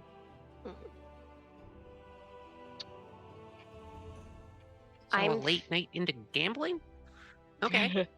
Well, if we get this done quick enough, we could always take a bit of a time to scour the bar itself that is in question and see what's the best approach to take the handkerchief. Although currently it's the morning, right? Yeah. Have we? Yeah, I think we should be like Could- less than afternoon or something like yeah. that. Yeah. Would we Not be able quite. to? Will we be able to check out the Gentle Mermaid before nightfall just to see like what it's like? Yes, you definitely could. I was Okay. actually going to suggest that you may want to do that, considering Yeah. that Mhm. he may be there carousing before you need to be out at the outskirts of town at nightfall. So Mhm. Where Okay. is it located? Is the next question I the have. Gentle Mermaid. I feel like I've heard it before, but then all these things. There's Sound so many vaguely familiar. names. Okay, Vinny Trench. so All of his friends call him Vinny T. Oh no, that's the Some might even worst. call him vintage. Oh. um, I wasn't so sure about Jeremy Bartholomew. But then he said he didn't like Bolo, and I was like, no, I have to like him, huh? just southwest of the intersection of Solmore Street and the High Road. Okay, I'm looking at Snail Street. That's probably not right. Southwest of okay. Okay. All these Okay, streets I are see the impossible. High Road. Squiggles. Coach Street. What was the other street? Solmore Street and the High Road. I have now made a salmon pink squiggle. This guy? That's hot pink. Hold on. This guy. Yeah, that one. Mm. Oh wow, okay, that is a hike. And we're gonna have to make an exhaustion check here. I don't even see it. Can you ping it? It's up near Troll Skull Alley. Oh, Like, okay, this one. Sorry. Sorry. Like a few blocks away. Well, gotta get our leg work in so that Oh, the okay. aviary doesn't get exhaustion when hiking again. So Yeah, let's I go. wouldn't want that. So yeah, it would be about another like hour and 15 minutes Well, Walk. we have the whole day, so. walk to there. But I Probably mean, get to about mid-afternoon. yeah, it would be. I don't know. What time did you start the day at? 9 a.m. Probably 9 a.m. So about 10:20ish when you got to Falconmere, that business, then to the haberdashery. So probably about 11:30. Yeah, 11:30. Mhm. Yeah, you don't want to be there. You don't want to be in any gambling hall for the breakfast rush. This also applies to real life. You might have a problem at that point. Also, I'd just like to recognize the brilliance of Shadowed using the color salmon for the mermaid place. Uh-huh. Totally intentional. So we head our way there, I guess, just to scope things out. Sure. I will read you a description over there. Mm. The Gentle Mermaid. Fest Hall. Gambling house. Tavern. Boasting the largest and richest gambling rooms in all of Waterdeep, perhaps all of Faerun. This huge, balconied and turreted 4-story stone structure occupies the entire interior of the city block on which it is located. The only public entrance is in a courtyard at the end of a corridor. It reeks of wealth, if not sophistication and taste. The interior is lushly decorated with carpets and tapestries on nearly every surface. In addition to being magically lit, the interior of the building is also magically heated and cooled, providing a welcome comfort no matter the season. Weapons are not permitted inside the Gentle Mermaid, so guests will be expected to check any they are carrying with the courtroom attendant, though guests are not searched for or even asked to remove any but openly worn weapons. The mermaid is confident in their security. Any person not wearing fine clothes is turned away per the establishment's dress code. Many come here to lose money at the gambling tables, or to spend it to enjoy the company of the charming and beautiful escorts of all genders on the mermaid staff. So the high roller table, essentially. Yeah. Peach just takes one look at this establishment and goes, "Oh, it is a good thing we came here to look at it. We would be very unprepared if we just walked in." I have my fancy clothes with me if we need to go inside. I suppose first we should discuss what is exactly our plan. Well, tough to say without getting an inside look, to be honest with you. Do we happen to notice if there's anyone, like, wandering around the front, maybe even of noble status? We won't know if it's the person, but...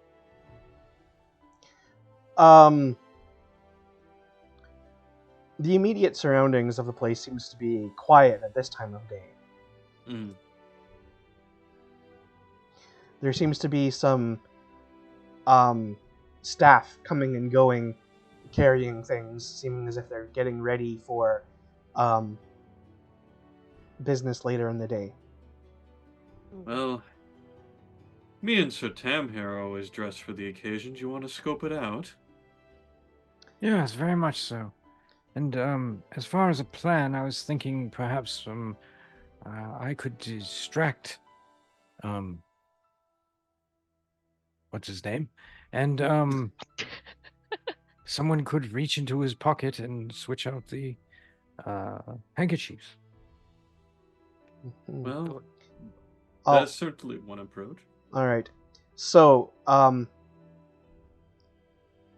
Cruz, Basil, and Tam, you will all know this for sure to begin with, that the Amkathra family are known for their businesses in horse, cattle, wine, and weaponsmithing. Tam, being elderly and having lived in Waterdeep for a long time, will know for certain the family has a large villa on the east side of the high road between Hassantir and Tarnath Street. And they also have an estate in Undercliff. Ooh. Two Which- houses.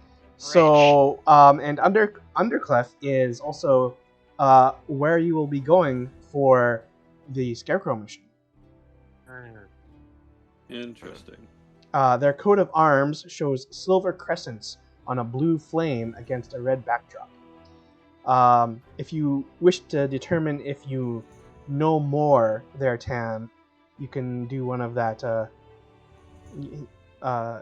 history checks that you have. Is it a bonus or advantage on or something? Expertise. Expertise. Ooh. 24. Oh, Damn, son. So that would be plus more, right? What? It'd be Yeah. expertise, so he gets double the proficiency. It would be double proficiency. So 26. Yeah. All right. Yep. All right, so then you will know that Regnit is the youngest son of the family patriarch Morngrim Amkathra. Regnit, Thank you to the kids that are asleep for the raid. yes. Yeah, thanks for the raid, guys. We're learning about a target that we are going to steal a handkerchief from. And Um, nothing else. Nothing else. Regnit recently married Galinda Raventree, who happens to host Waterdeep's annual costume ball. Ooh. Something that Tam would have attended when he was younger. And Regnit Amkathra is rumored to be the silent financier partner of the Deep Delvers Adventuring Company.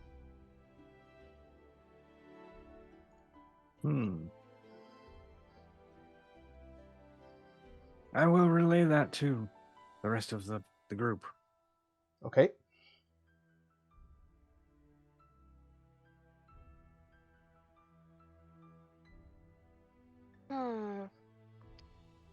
The Deep Divers, is that related to Yawning Portal? The Deep Delvers. Deep Delvers, sorry. We've definitely heard that name before. No, we are Sounds- you're confusing them with the Doom Raiders, I believe. Well, Oh, I'm just maybe. thinking there is a deep hole in the Yawning Portal, and they're called the Deep Delvers. That's my connection. Yeah. The Deep Delvers are Waterdevian noble family heirs who formed an adventuring party who go adventuring in the Undermountain down the. They formed a good old boys club to Yeah. go in that big hole. Yeah, they did. Wild. Oh, okay, boy. great. Fancy noble people pretending to explore. Great. Yeah, I resent that. Yeah, in fact, it says, bored young men, the Delvers would seek excitement by exploring Undermountain. Okay, I don't replicate that. Looking for danger and dares, they usually brought back trophies and other tokens proving their achievements. They would sometimes play pranks on other adventurers, which would give them fame among their companions.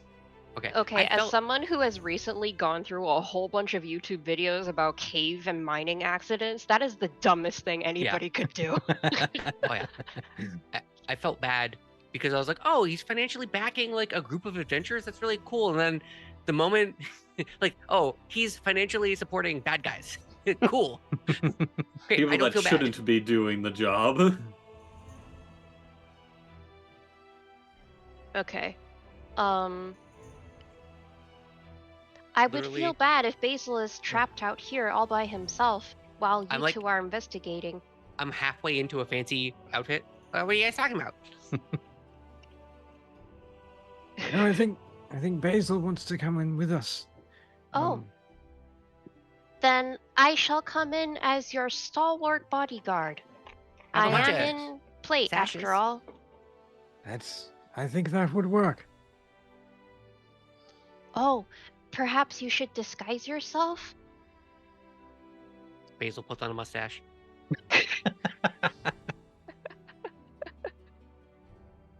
In a young way, perhaps? Peach is trying to be subtle. Yes, I could. Although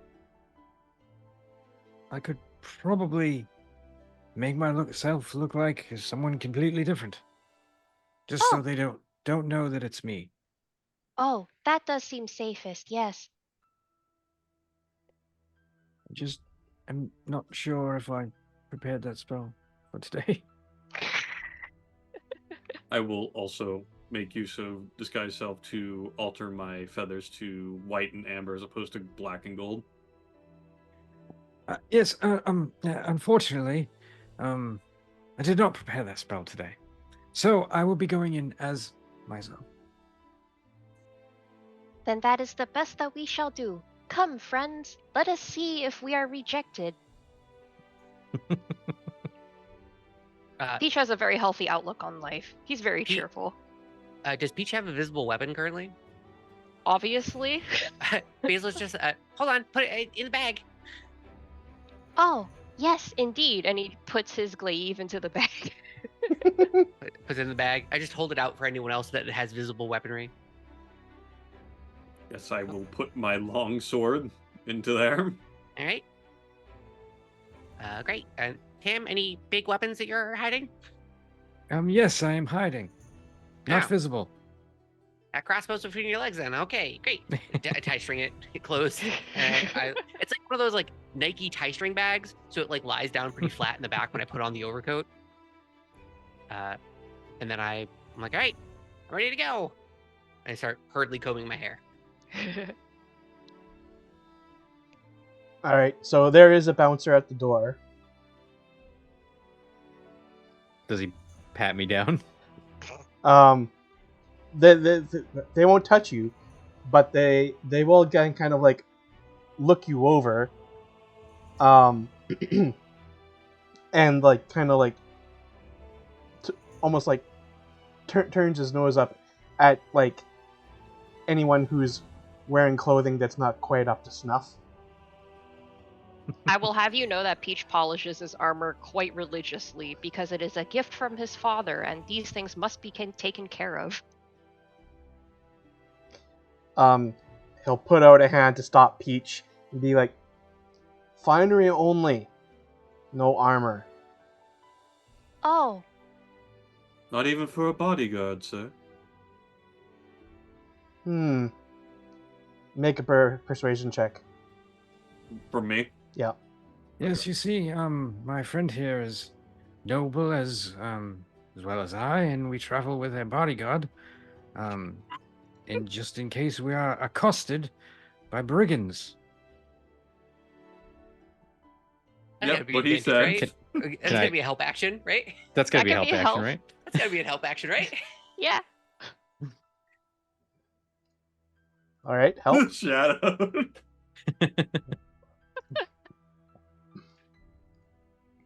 Is can he roll again?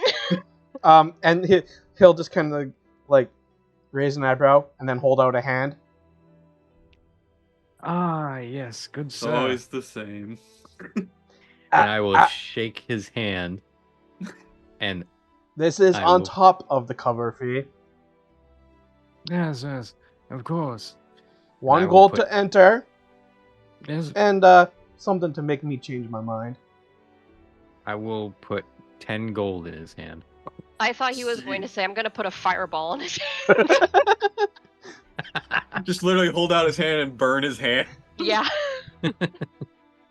You won't need hands Ah. where you're going. Very well. You may all just go right on in. Peach you. executes a courtly bow as he passes, and it's perfect. Perfect courtly bow. And like as you go in, you can hear him like dropping the coins in between his hands, going. Basil's gonna follow suit and bow as well. The mustache is gonna fall off. He's gonna pick it up off the ground, dust it off, and put it back on. And like Good day. the bouncer is just like enjoying his coin. He doesn't even care. Great. Might have been a He's doing bit slinky much tricks there, with the Sir coins. Tam. say that again? Might have been a bit much there, Sir Tam. well, I want them to think that we are,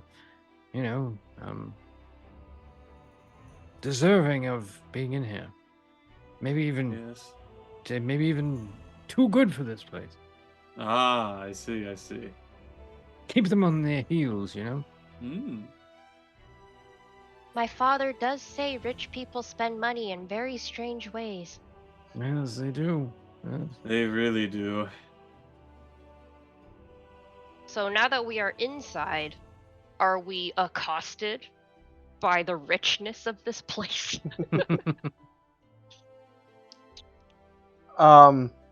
So you will see kind of like the counter for the coat check and the weapon check, and they're kind of like the person behind the counter is like looking you over, doesn't really see any visible weapons, and they just kind of nod and like go back to like slouching behind the counter.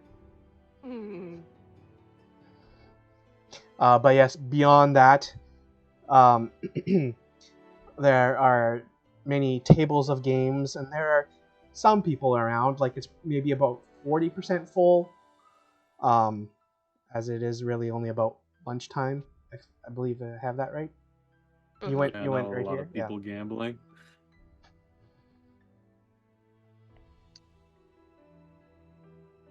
You know, a thought occurred. We never asked for a description of this man. Yes, no, but it's fine. I know his family. I know what he looks like. Oh, okay, fantastic. Remember, I rolled a 26. Ah, yes. Perfect. I have no idea what that means, but okay. From everything that Mr. Tam told us about, it sounds like he's going to be in like a comically evil rich guy suit. So, just keep a lookout for that. That's true. And do we happen to see the man in question, Shadow? As you wander around looking,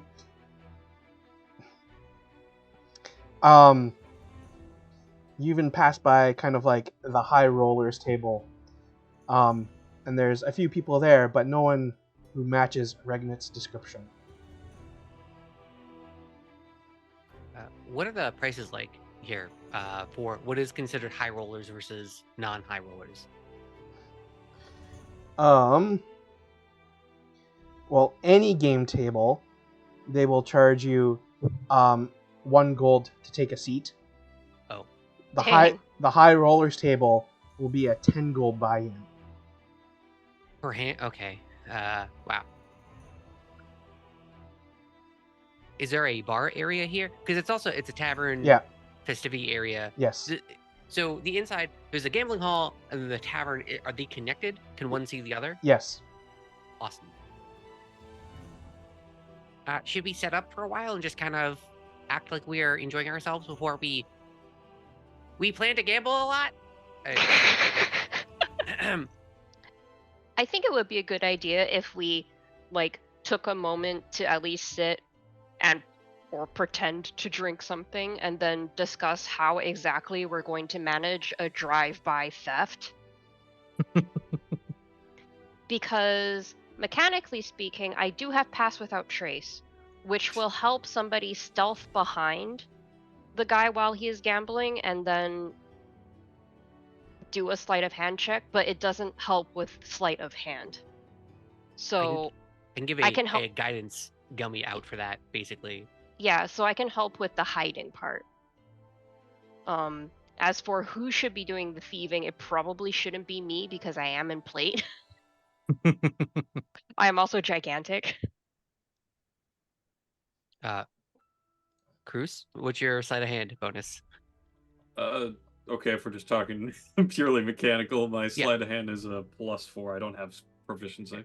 This is an above the board talk. Okay, because I have a +3. Okay. Yeah, I'm also I think +3. Yeah. So it looks like I'm the most reliable on that regard. Which, Yeah. Okay, good. Unless Great. Tam has crazy lizard fingers. This No. was the two things he took expertise in was history and then sleight Sleight of hand. That would have been funny, Mm-hmm. but It's no. like, actually, yes, I have a +8. What? Yes. No, my sleight of hand is terrible. It's +1. Alright. So Regnut is not here currently. What is your plan? Just hang around until he shows up?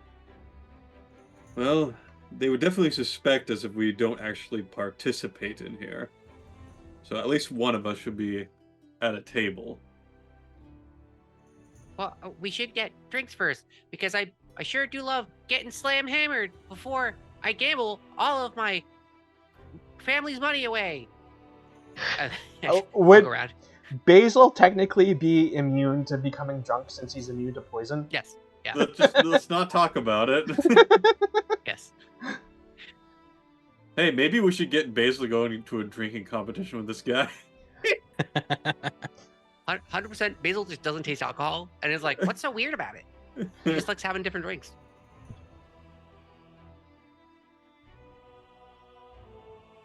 Yes, All right. perhaps we should sit down and have a few drinks and wait a little while to see if our friend comes in. If he does not, then we'll move on to our next mission. Yes, indeed. It will take us time to get there, I believe. You Yes. said he was a bit of a connoisseur of wines, wouldn't you say? Yes, yeah. So could we perhaps, I don't know, maybe we can get him a little bit more loose when it comes to how he does his games tonight. Oh, that's not a bad idea. Yes. We can even What? perhaps gift one of the bottles here, and as a show of good faith in a gaming atmosphere. Yes, exactly. I lean over. Do you understand how rich people wine is? You're talking like 100 gold to get a guy drunk? How much would it cost, Shadow, for a good bottle of wine here at this establishment? I actually looked that up. A fine bottle of wine typically goes for 10 gold. Oh, okay. And we like can definitely that would be kind of like midline for fine Oh. wine. I was gonna say, so what's the high end stuff for nobility? Like, where are we Yeah. talking price point? So like wine that like commoners just buy is only like 2 silver. Yeah. But like wine for nobility is like around 10 gold, probably goes up to about 20 gold per bottle. Alright. So, apropos of absolutely nothing, I still have half a vial of drow sleep poison. Mm-hmm. Also, speaking of beverages, perhaps we may take a 3-minute break in order to hydrate and relieve ourselves. Yeah. Oh, that Ah. sounds I mean, good. Yeah, sounds great. do you want to? Indeed. You need a break to take a second before we absolutely like set the bar on fire, basically. Yeah. exactly. Nature is calling me. Okay. Yes. And to all of you who are watching either now or in the future, a break for us is a break for you. So do take the time to see to your own needs, and we shall be back all refreshed together. There we go. Tilted got the command. Great. Thank you. Mhm. All I right. got this. We will be back in a couple minutes. See you guys in a bit. See you See soon. ya.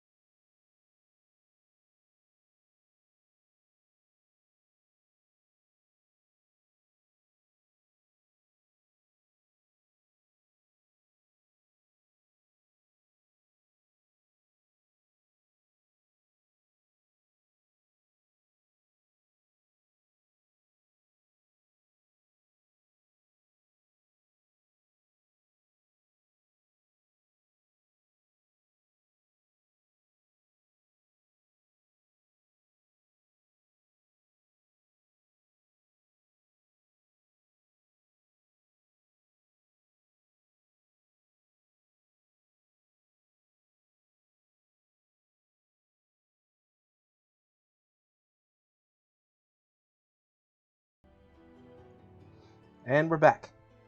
Hi. Hello. Okay. So, the plan. The plan. It is a great plan, one that I've thought up for a while now, you know? So basically, all of our characters during the break had the equivalent of a drunk girl moment in the bathroom, and we hatched up a great plan Yes. in character. So far, what has been established is that Tam, our wizard, is going to Yes. be the one at the gambling table. Oh ho ho ho. And at some point, he will contrive to call in a bottle of wine for everyone to get our Mr. Raclette, because I just cannot be bothered with his name. Monsieur Raclette will That was be a little tipsy, hopefully, and less inclined to pay attention to the contents of his pockets. Indeed. Mhm. As to who is actually going to do the switcheroo, we are not yet sure. But Peach will assist with Pass Without Trace, so that was a +10 and a given. I believe it was probably going to be me. Mhm. Although I am standing next to Tam constantly as a bodyguard, since that is my Yes. role. So I guess depending on what side I'm standing on, I could feasibly be stealing from the cheese man. This is assuming that they're sitting close to each other. If they're sitting across from the table, then I can't do anything. Indeed. I also find it funny that the person with the most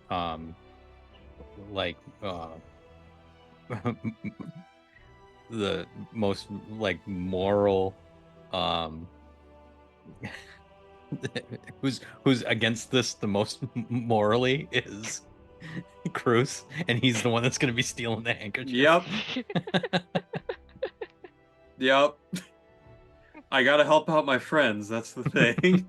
I slide a hard candy across the table, and remember, when you're about to steal that thing from that dude we don't know, bite down on this, and it should help you out. I just kind of look at it real quick. Check it to see if They look like hard candies now. They look like Okay. regular, like kind of almost translucent hard candies. Gotcha. Okay. Pass Without Trace lasts for 8 hours. That is reasonable. Yeah. It lasts for 8 hours. Wait, what? Doesn't it? No, I think it lasts for 10 minutes. Or No. Let me 1 check. hour. I think it's a Pass single without hour. trace. I think it's a Yeah. single hour. A single hour? Okay. Let me double yeah. check. 8 for you. hours would make it the best spell in the game. Yeah, because you just long rest. Hey, it's back. Right. Concentration spell up to 1 hour. Yep. Okay, 1 hour. Okay. All right, so I will have Okay. to nip off with somebody to cast it discreetly. Well, we need him to get here first. Yeah. That's Right, really yeah. the main So- thing is we need to scope it out before anything kicks off. Mm-hmm. We'll probably be quote unquote drinking at the bar, and then maybe we'll have like a couple of us wander to various tables just to keep the facade that we're here for the gambling. Okay. Basil's drinking whatever the equivalent of a Long Island iced tea is. Like the most Oh, amount of liquor. jeez. So he like smells like alcohol. But he can't be poisoned, so it doesn't Yeah. matter. Doesn't matter. Probably each of those drinks would be like, let's see, a Long Island iced tea-ish kind of thing. Call it 1 gold, 5 silver. Good enough Each. for me. Hold on. Man said 1 gold, 5 silver. Let's hey. I will buy a glass of wine, Okay. but not drink it. Okay. How pretentious of a wine? Yeah. How pretentious. What's the tannin count? pretty pretentious. Pretty pretentious. Yeah. It's Okay. as pretentious as Tam is old. Hints of bitter Wow. melon Like a- pretentious, or Okay. Johnny Walker Blue. yeah. Oh God. Oh jeez. Maybe not. Maybe not that much. My wallet from the other room just screamed real quick. Are we good? 3 gold, 2 silver. Jesus All Christ. right.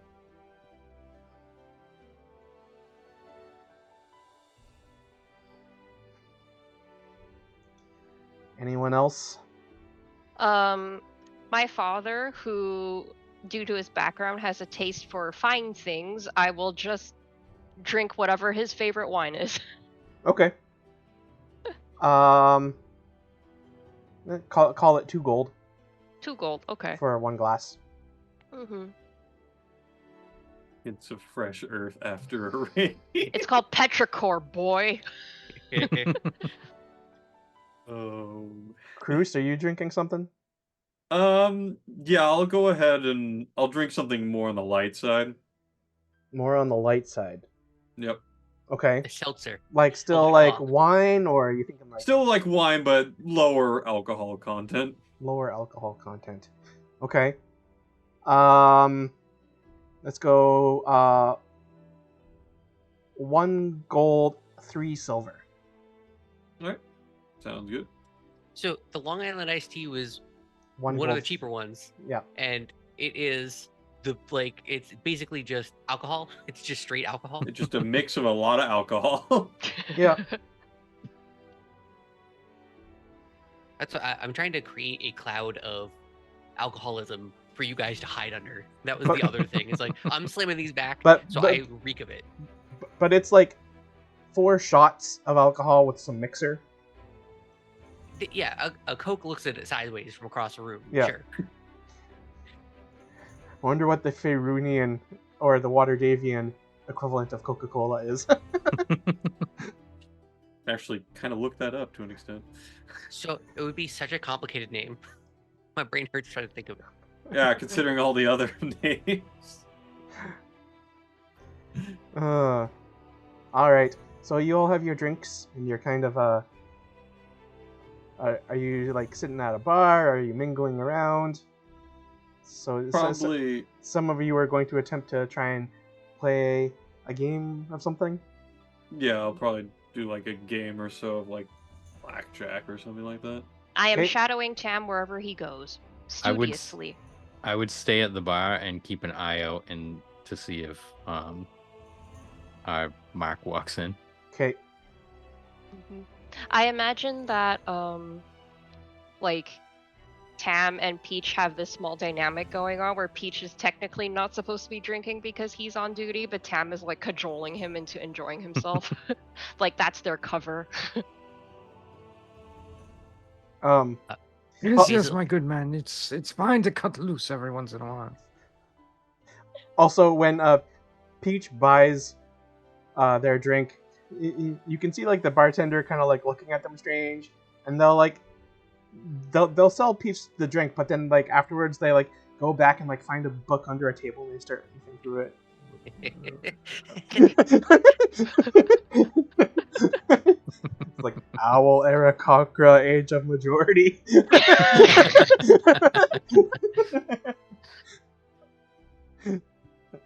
Yeah, that one's tricky, ain't it? Uh,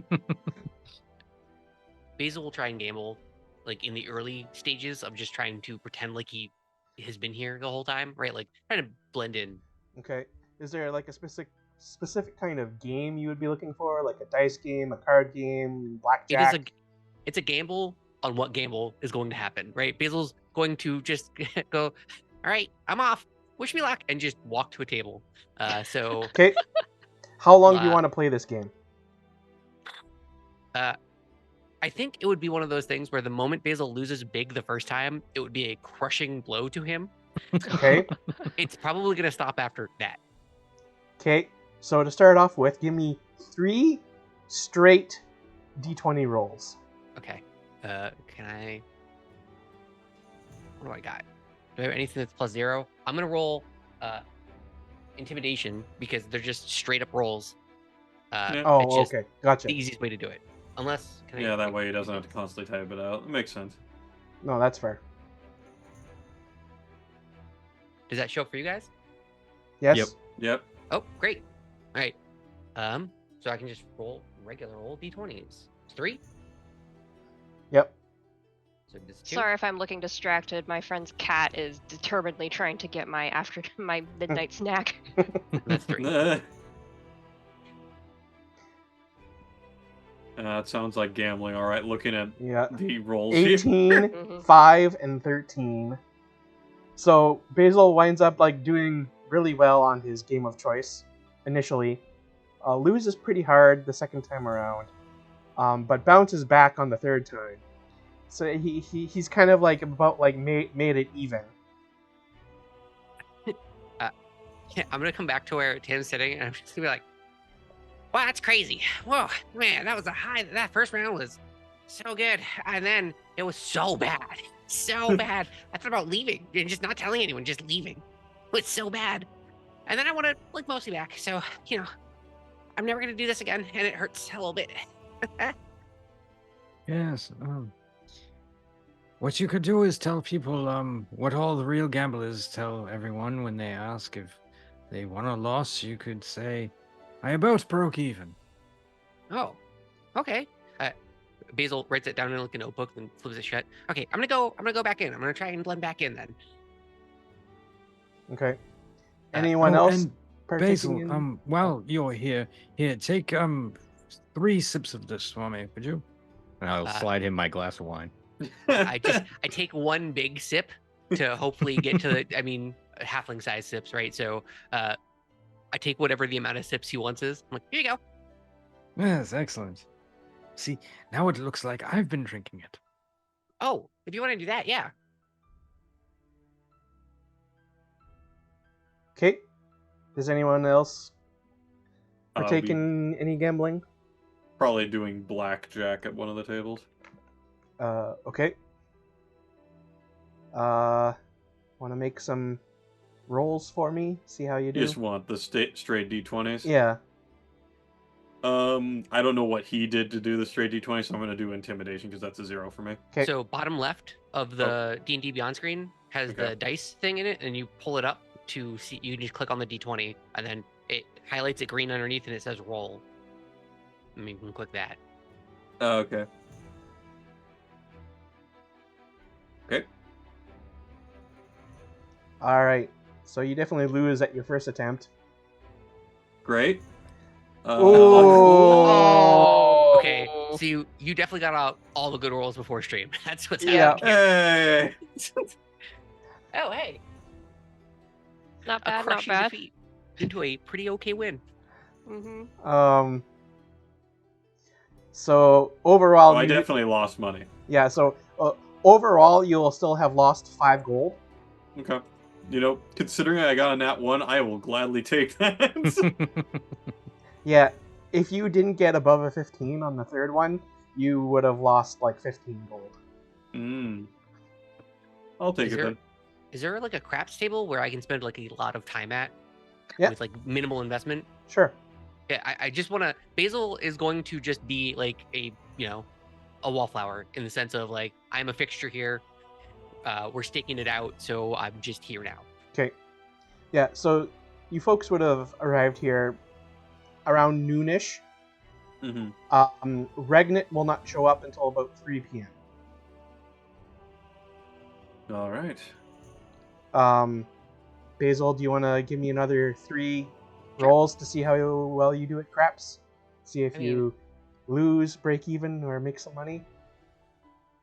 Okay. Nice and even. That's what craps is for. We wanna just sit here and park for like 4 hours while we vaguely sober up and still get free drinks. Okay, that come on. Come on now.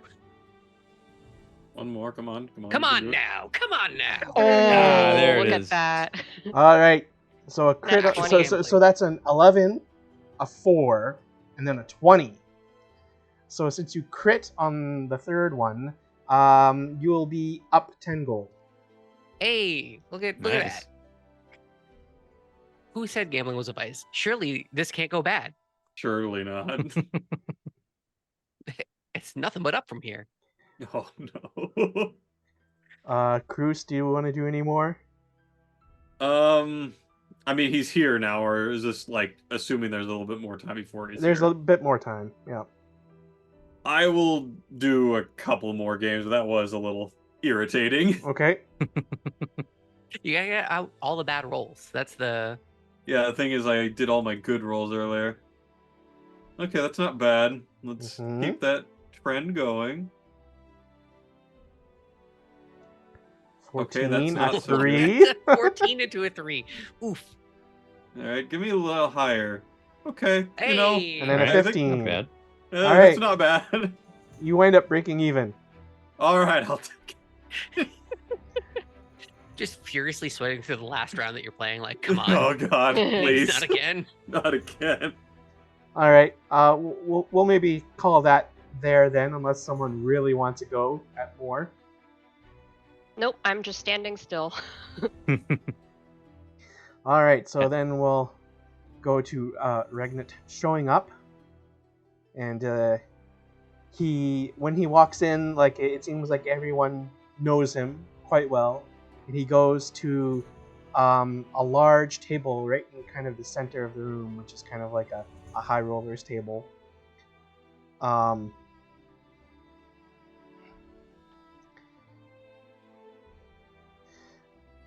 And there are spots available to play with him. I will Quick. pick up my wine and go over to the table and sit down. Okay. Quick question. Yeah. Do we see if the handkerchief is at all visible on his person right now?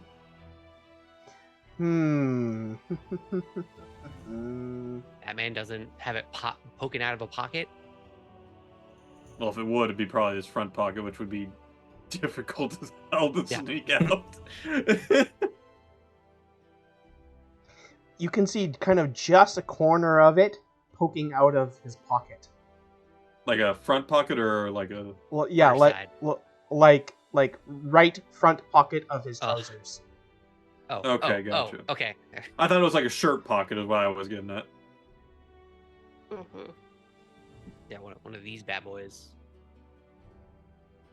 Actually, before I go over there, I'll turn to Peach and say, Go find Cruz and bring him somewhere where there isn't a lot of people, so that you can, work your magic on him, and you may have a better chance. Yes, I shall do that. Thank you for allowing me to have my break, Mr. Employer. And Yes. he You're blinks doing- at him in order to wink because he can't. Because he can't. And he steps aside as if to go to the bathroom, I guess, and just gives Cruz a quick tap on the back as he passes by, very casually, hiding the gesture under his wing. I see. And then I stand up from my current table. Thank you, gentlemen, for the games. I think I'm going to go to another table. At my table, they all love me. It's craps, right? So the person that won big, everyone's about. So can I like lean over to one of the people with a very complicated name, I'm sure? Jabalar. What's that? What's that super fancy man that just walked in? Japalar. Well, that's Regnant Amkathra. You said he came in with a whole entourage. Is that like the high rollers table? Should I go over there? I've been having a good luck streak, right? Yes, sure is. I'm gonna get you a drink, Jabalar. You're a good guy. Thank you.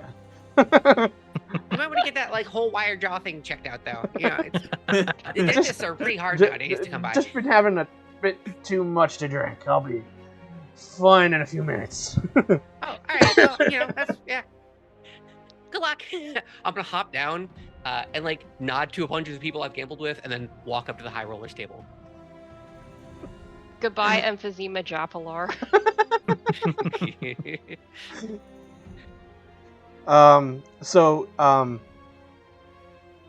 There will be who is explicitly wanting to join him at the table? I know Oh, I Tam am. does. Yep. Okay, and Basil? Yeah, Tam and Basil. Okay, because he I'm on- does have 2 friends who are joining him. So that will leave 1 other seat open, which can be filled by another patron or... Well, that's. I think we're hoping that Cruz comes in a little bit later, all buffed up. Okay. All right, so a different patron will join first. So, Gentlemen, first time at the high rollers table. Very nervous. and I'm so sure you'll do fine, young man. and Regnit is like, oh, good luck, young sir, little sir. What's your name? I don't think Oh, we've my met name is- before. My name's Turmeric. I hold out a hand. I just reek of alcohol because I've been pounding Long Island's. Well met, Turmeric.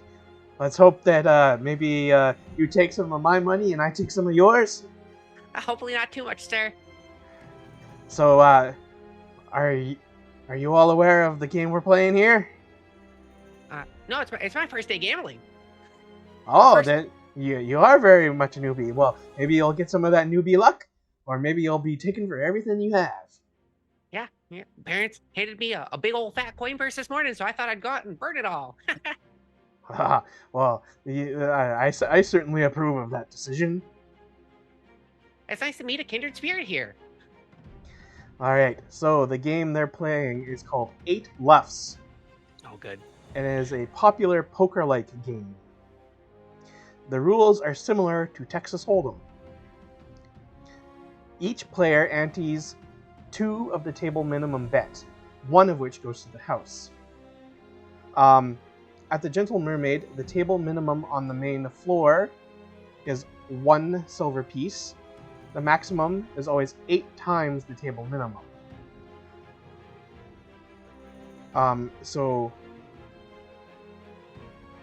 That means that all bets have to start at a minimum of 1 silver piece. So the way this will go is each player rolls 4d8 in secret. The privilege of betting first goes to any player choosing to reveal the highest rolled d8. If nobody reveals an 8, then the opening number moves to 7, then 6, and so on. If nobody is willing to reveal an opening number, the round is forfeit, and all ante goes to the house. If more than one player reveals the same opening number, i.e. 2 8s, they can choose to reveal another die. If neither player does so, their ante is forfeit, and they are removed from the round, and opening play continues as though that number had not been revealed. Checking, betting, raising, and folding occur as in most poker games. A raise must always be of at least the table minimum, and the total bet per player in any round of betting cannot exceed the table maximum. So again, this will be 1 silver and 8 silver. After the first round of betting, the house openly rolls 2d8. A second round of betting follows. The house again openly rolls 2d8, with a third round of betting after. The same opening bettor, determined in the first step, is allowed to open each round of betting. So, by this point, now a total of 8d8 per contestant have been rolled. Each player reveals their secret 4d8. After 1 round of betting, any remaining players may re-roll any number of their original dice. The winner is determined by the largest straight then set. For example, 3, 4, 5, 6, 7, a straight of 5, beats a set of 5 8s. A set of 5, however, beats a run of 4. In the event of a set or run the same size, the highest number prevails. That is, 8 9 beats 7 8, and double 9 beats double 8.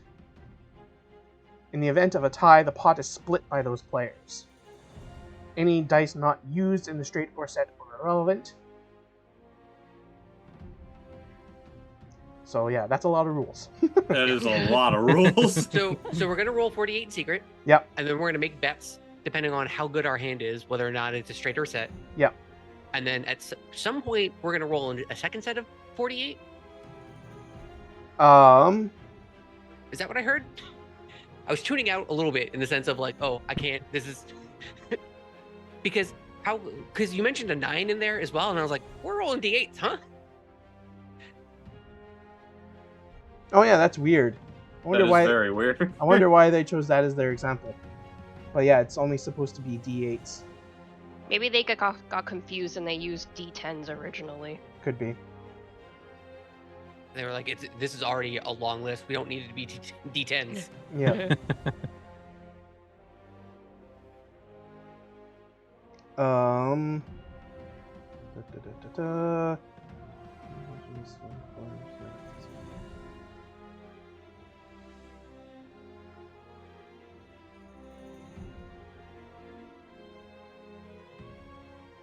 All right. So you have your own 4d8.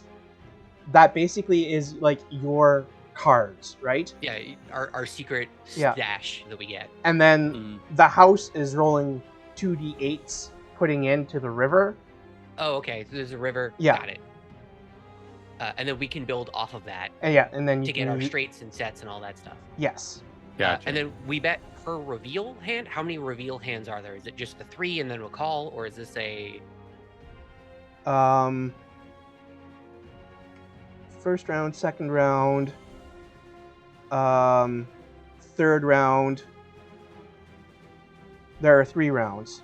3 rounds? Well, 3 rounds and then 1 final round of betting. Got it. And then the last thing, 10 gold to just sit at the table.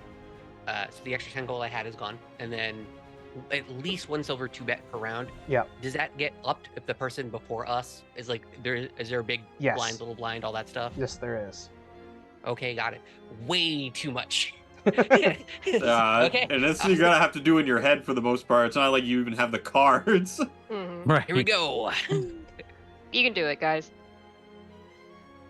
All right. Or just my brain So- wasn't on enough for that. So I had to get it nailed in. Great. Yeah, you and me both, man. So roll 48 in secret first. Yep. And put at least 1 silver piece in, correct? Yep. Done. Let's... I can keep track of how much money's everyone put in, since I am Great. literally standing at the table. Thank you very much for doing that. For my secret rolls, I'm just using the Google Dice Roller, which is Yeah, totally that's random. probably dice what I roll. would do as well. Sure. Oh yeah, that's a good idea. I can provide picture proof if you need it, because I don't want to be like that guy.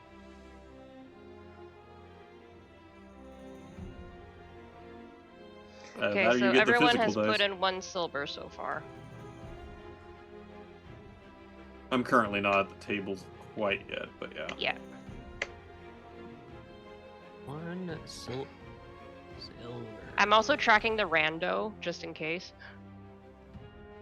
It's a good idea. All right. So, Regnit will reveal that he has an 8.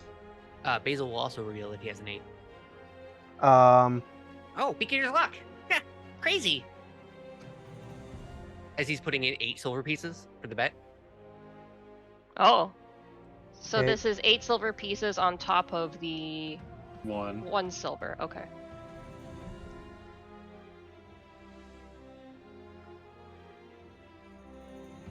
Choose to reveal another die. Because you both revealed 8, so doesn't that Yeah. mean that both of you can choose to reveal another? Yeah.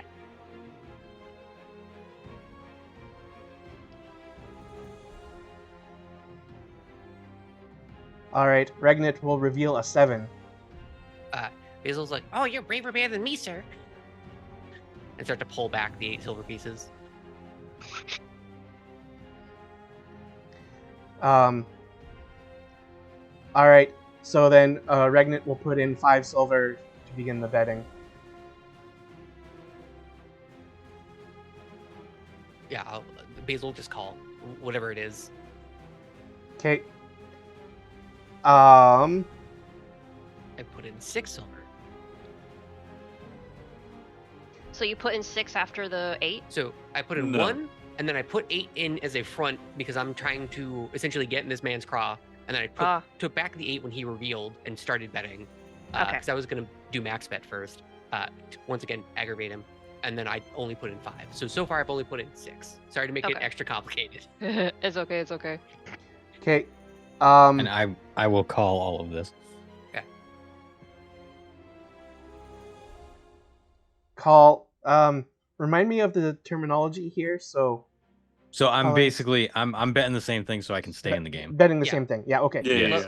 Lowest bet to pass, Yeah. right? Okay. So it'll go Regnet, then Basil, then Tam, and then Rando. will go to 6 silver to up the Whoa. bet. Mm-hmm. Yeah. And then the rando next to him will call. Call Do we as all- in 6. Yeah. We all have to put in 1 extra to meet, Mm-hmm. correct? Okay, yeah. Yeah, you and Drew have to put in 1 more if you want to call it. More. So I put in 7 silver. All right. Then the house will put out in the river a 1 and an 8.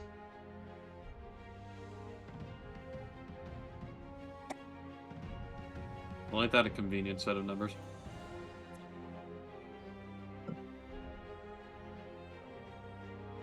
And then, do we get a chance to re-roll now?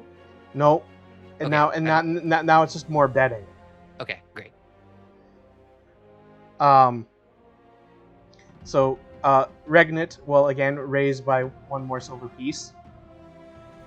Oh, wow, I'm feeling really good about yourself, huh, sir? And then raise by 2. Oh, okay. He'll match it. Tam? I will fold. I put in 10 silver. Okay. The randos will also match. At which point, now the house will reveal 2 2s. Basil looks distraught and heartbroken. Ah!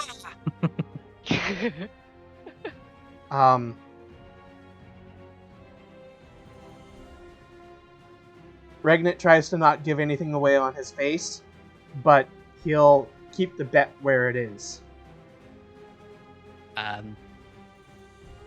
So there, did I hear re-rolling in there?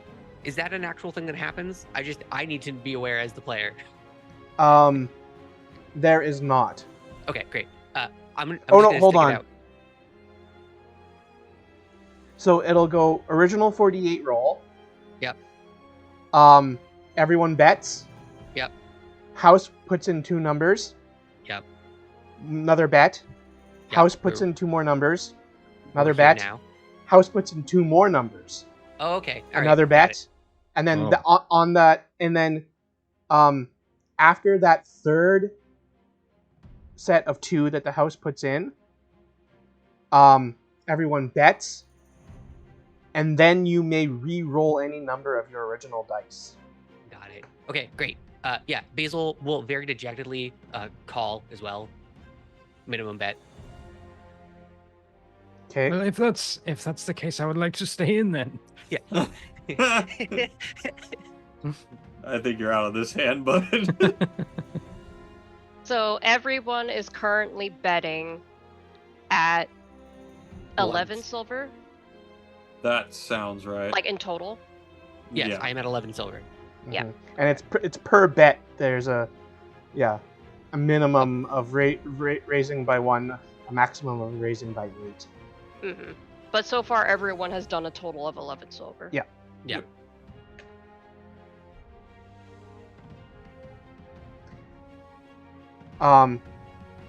So everyone calls. The final 2 numbers put in by the house are 3 and 4. Quite the spread on those. Okay. So now any of you may re-roll your dice. Can I re-roll one that's already been exposed? That seems insane, right? Well, it says any of your dice, but yeah. Right? Yeah. Basil will be like, I'm ruined, and then just start re-rolling dice because if you hit a 5, 6, and 7, you're done.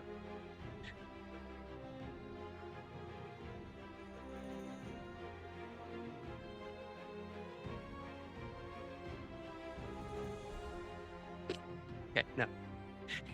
Listen, it wasn't any better.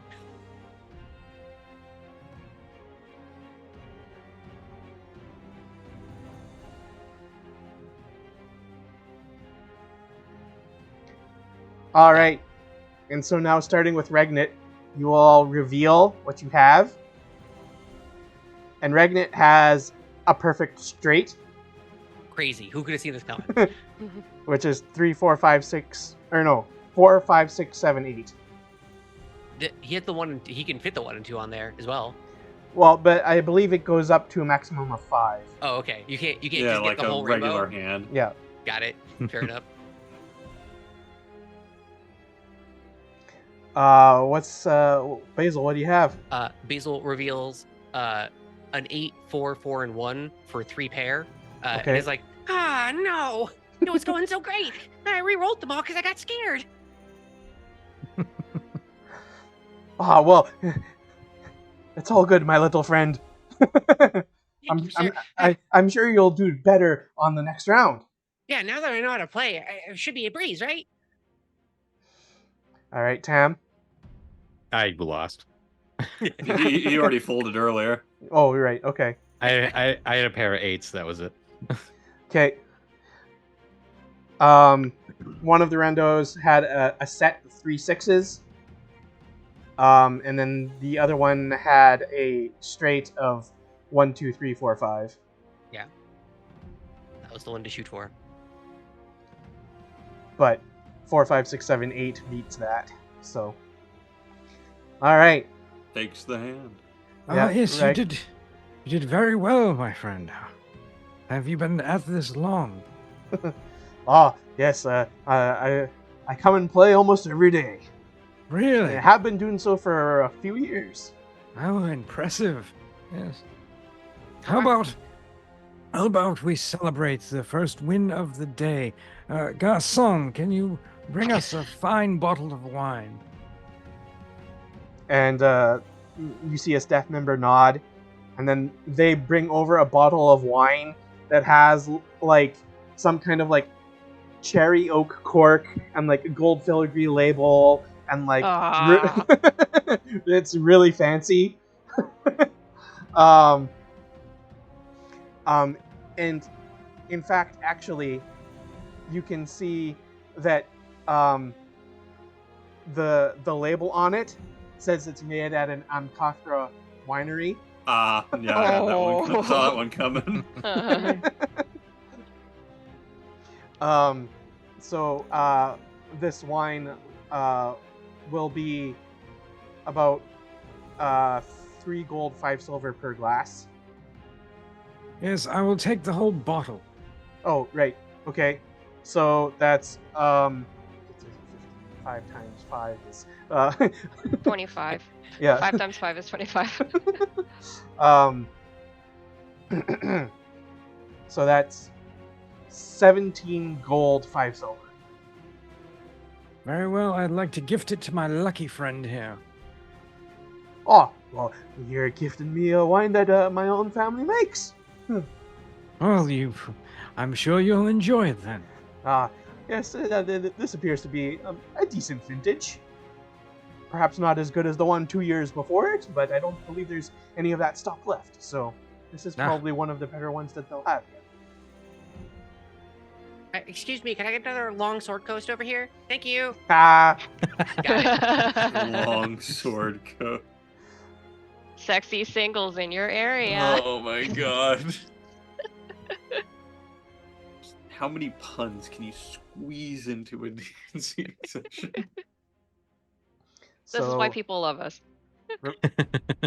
Regnit will pop the bottle and pours out a glass and offers anyone else at the table also a glass. Oh, you're way too kind.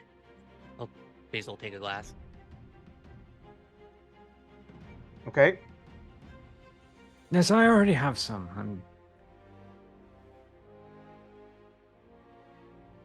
And he'll just kind of nod and say, "All right, are we all in for another round?" Of course. Oh, should I Yes. pour a glass for you, sir, as well? I have my This- glass. At this point, I'm probably just eyeing the table from a distance, just kind of watching what's going on. And you've been passed without trace. That's right. Not even the people next to him know I'm there. He's the aviary of the night in disguise. I want to be like very distracting until Cruz sits down, basically. Oh, I'm sorry. I didn't see that you already poured a glass for yourself. So I was just gonna pay the favor back in kind. But yeah, let's go for it. Fortunately, all the chairs are filled right now, I think. Yeah, we haven't had a rando leave yet. Oh, right. No. All right. So, for the next round, instead of going through all of that again, which is rather tedious, You sure? I will just have everyone at the table roll a d20 in order to determine who will win. So, Basil and Tam, please roll a d20. That's much easier. No. It's not basil. Oh, we'll have you the want flavor for the first round, and then we just simplify. Yeah, you're hold on, good. Let me That's smack how it it works. in here. 15. Ooh. 5. Guess what? It was the exact same roll I just got on the Google Dice. So God. not even cheating. You're crazy. Well, the two randos get a 2, a 10, and Ragnar gets a 20. Of course he does. Who could have Of seen course this he coming? does. Oh man, sir, you're on such a hot streak. Um, Probably should just go like an average bet then in that case for across the board. so now, at a nearby table, which has been doing a card game, using a certain deck of cards. Oh no. No. Oh, No, not no. here. No, not, Not here. here. That's a Why bomb. would you do that? Don't do this. Why would you do Um, that? Are they in fact tarot cards? Yes, Mm. there's a middle-aged man who suddenly stumbles up and stands up and stumbles backward, like being aghast. And you can, if you look over, you can see that on the table in front of him is a death card. And Oh. screams Oh no.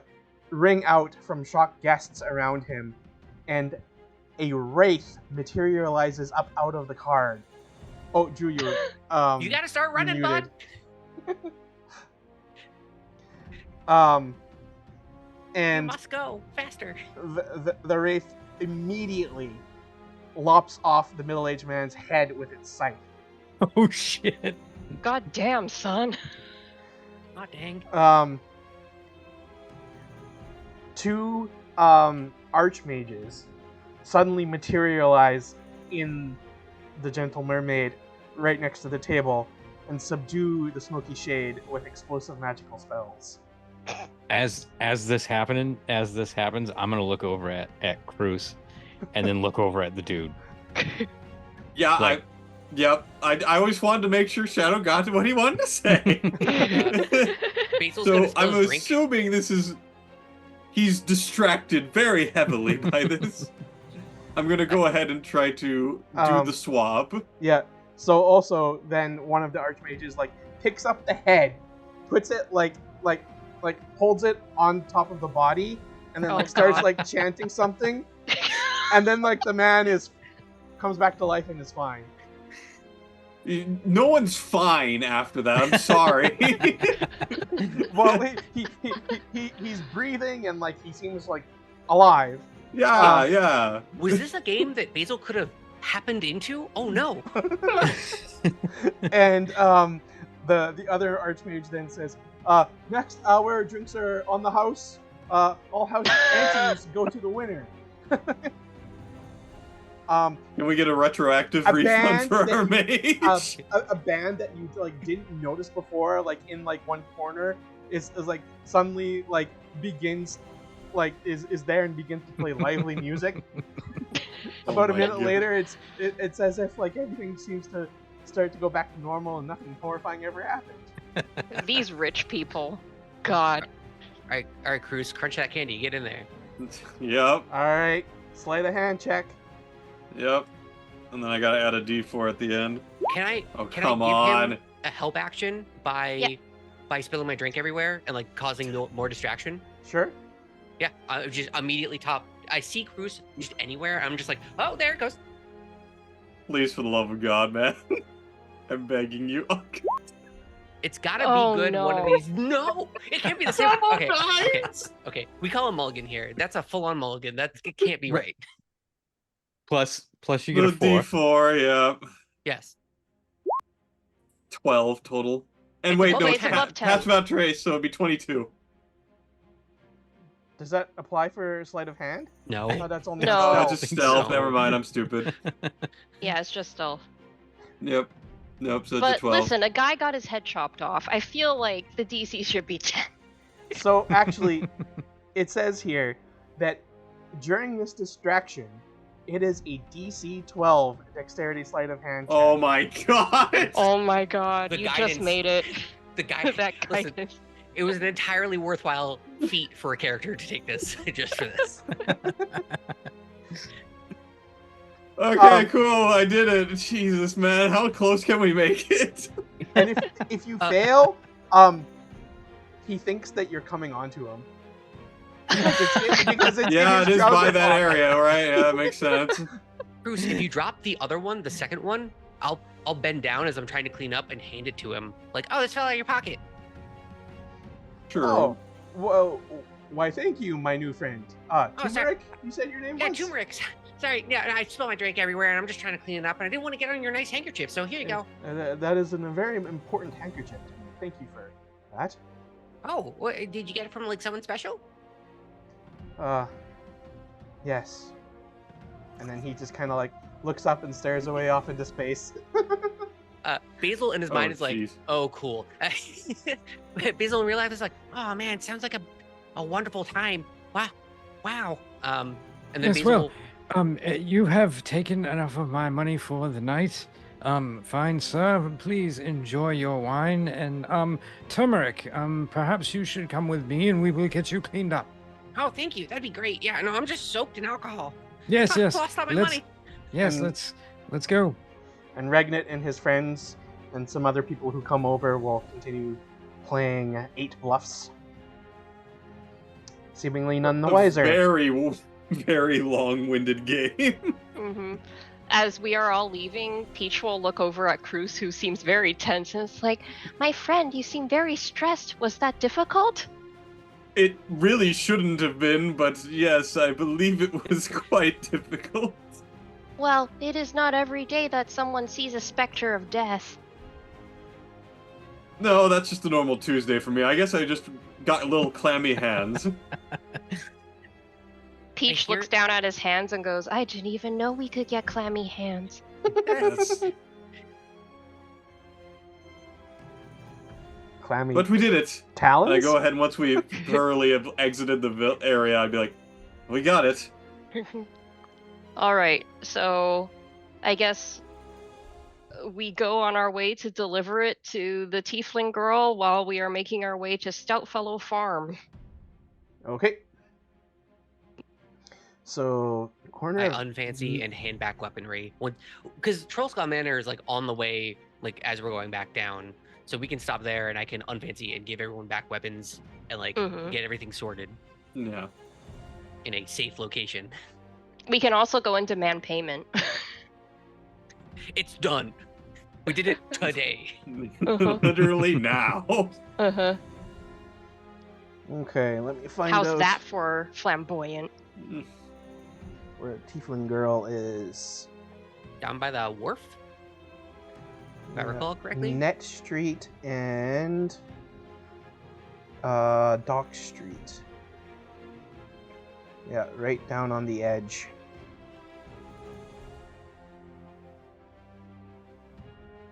Too many tabs. Here? Yes, right there. That is correct. All right.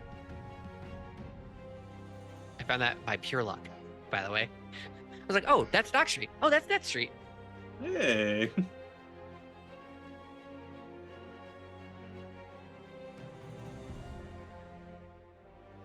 Red X there. Uh-huh. No, no longer smudges. We're going red X's now. Mm-hmm. That's when you know we're getting serious. Oh yeah.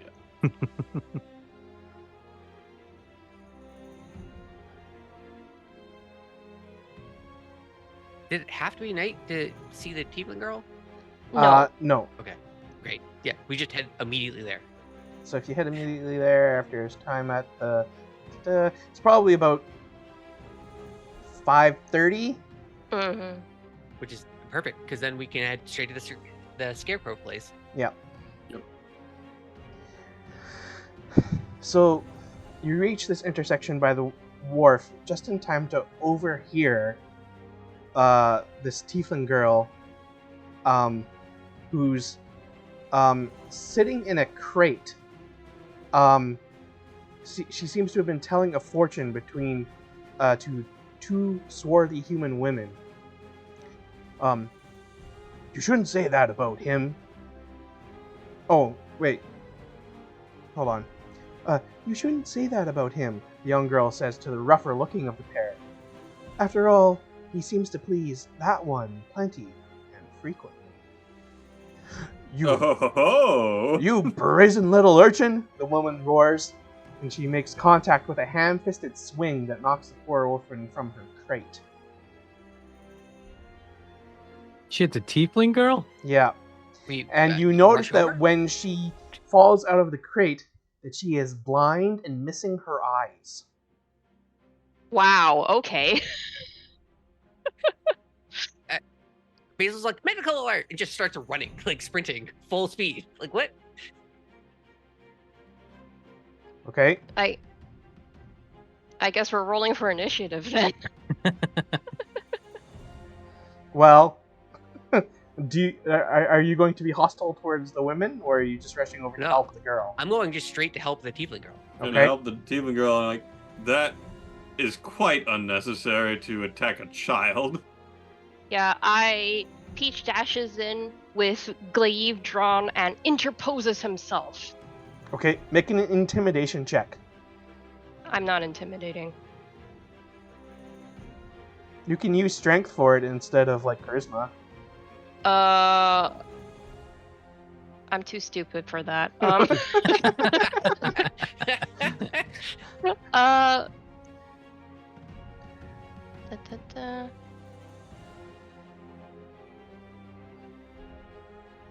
It's just +4, right? Because if I'm using strength for it instead of charisma. Yeah, if you got Yeah. +4 for your modifier, then yeah. Yeah. Okay. No, it's just a normal roll because they're not.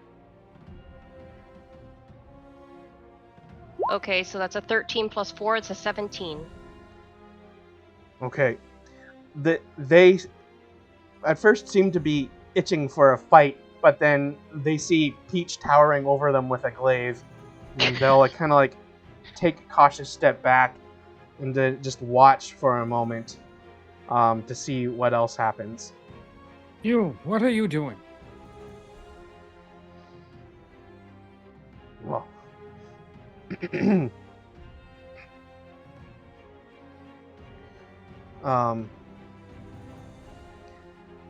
we were getting fortunes told, and this little brat was speaking ill. No, so because you didn't like your fortune, you took it out on a child? I'd be happy to take it out on an old man. I'd like to see you try it. How about two heavily armored bird fellows? How about that? I stand there with my longsword at the ready next to Peach. And I will hold up my hand and ignite it on fire. Oh my god, Mr. Rizzard, please, it's too much. Please. Three robot hands crawl up onto all of their shoulders just in the background as Basil is trying to help this girl up and cure her. You can see off in the distance members of the city watch, like, running towards the intersection. And then the women will, like, look at Tam, Cruz, Peach, look over at the city watch running. And they'll be like, "You better hope we don't run into you again." And then they'll take off running. No, I'm you counting better on it. hope that we don't run into you again.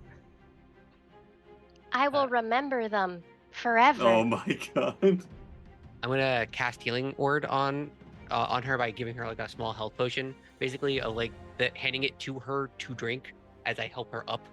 Okay. I'm assuming the city guards are running up to us at this point. Yeah, and then they'll basically arrive and be like, "What happened here?" Those That woman assaulted a child. We did hear reports of that. Which way did they go? That way. And they'll run off that way. Are you good? Are you okay? Sorry that you had to go through that. Yes. Thank you. I appreciate your assistance. No problem. What are you? I'm sorry if this is a little forward, but what are you doing here of all places? This is a very dangerous place to be telling people like exact truths or even lies or what's? What are you? That's crazy. I live here. Insight check. Okay.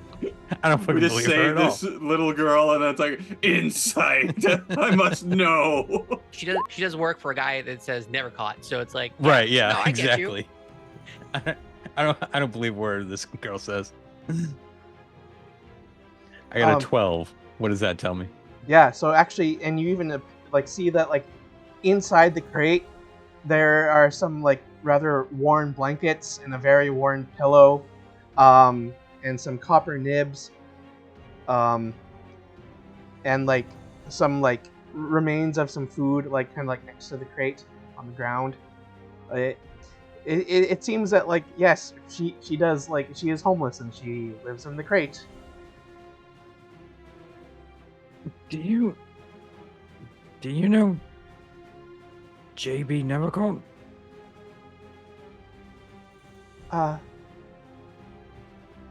Who? That's an insight check from Basil on that one. Yeah, it's like sure from me too.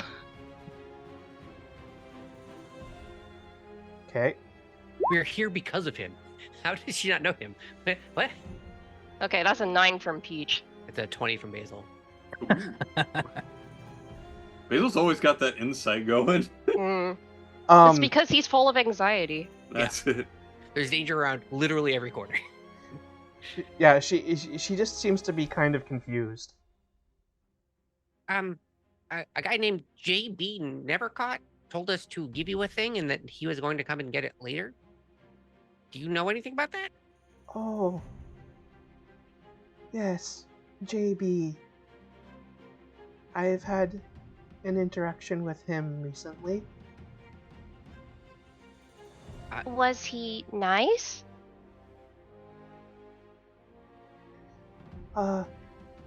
He said he was going to have someone deliver something to me in order to use my divination powers on it. Divination powers? In what regard would he want you to do that?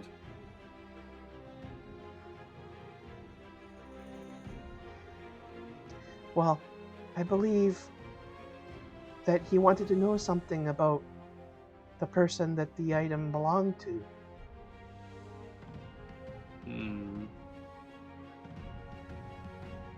Well, we have the item, and we're going to give it to you, but Basil's just gonna like look around. Do we just leave? I can't just leave a person here. No, see, here's what we're going to do. We are going to give you this item. And, it is going to be full of something that is for you. And you are not to tell JB about it. But what you're going to do is you're going to use your divination powers on it. And you're going to tell us what you were going to tell him. But when he shows up, you're going to use your divination powers again and tell him. But you are not going to tell him that you told us. was confusing. A lot. Can you just tell us what the thing is going to tell you, and then don't tell him that we asked? We're going to give you like just a mountain of gold, probably. I'm going to give you so much gold just so you can get out of here, because I don't like this at all.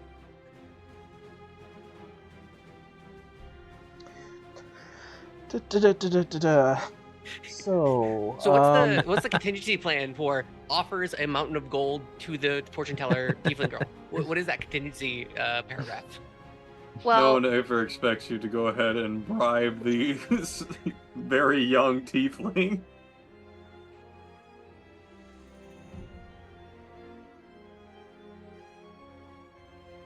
This is D&D. I find that hard to believe. True. well, Peach is going to shush everyone and kind of like hunch down the way birds do when they settle. So it's like he's just sitting on the ground basically. And he says, "Hello, my name is Peach. My friends would basically like the information that you were going to give JB Nevercaught, and we do not want him to know that we got the information. So perhaps if you could tell us this information in secret, we would be able to help you. It is very upsetting to see you live like this." Yeah, I'm gonna be real. I'm gonna help you no matter what, even if you say no. So like, don't feel pressured on that front. But like, we would love to know. if you give Yes. me the item, then I can make the reading and tell you what the reading is. Well, We look at Cruz. I hand over the handkerchief. And then she'll like hold the handkerchief, and she's silent for a moment. And then she raises her head, and then like turns her head to look at Cruz, and then even though like she has no eyes, but she'll like look directly at Cruz, directly at Tam, directly at Peach, directly at Basil, and then turn back and seems to like look at the handkerchief again. And then she'll say in a slightly different voice, "He's not who you think he is." And then she points out towards some of the ships by the nearby docks and says, "The Dark Man lives out there."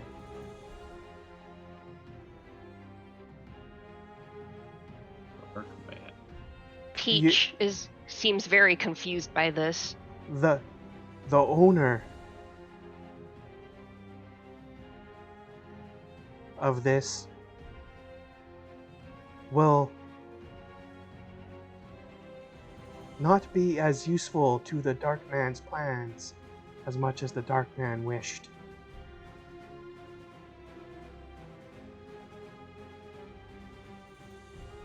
Alright. Thank you for this information. Yes, that was very informative. Um, Can we get you a room at the yachting portal, or like, start you off with like just a basic package somewhere? I work for many of the temples in Waterdeep as a ghost writer. I am sure that with a word from me, they would be willing to shelter you for quite some time. And then she'll just kind of like curl up and pull her knees up to her chest and sit in her crate and just kind of starts rocking back and forth. Is this some type of medical, like, am I experiencing a withdrawal of some type of like arcana based nonsense? No. Okay.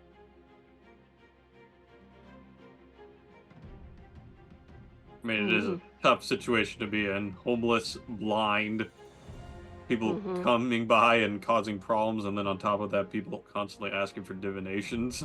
Can I insight to see what she is going through? Sure. Like, specifically, is this a situation where it's better to like kind of back off and give her space? Yeah.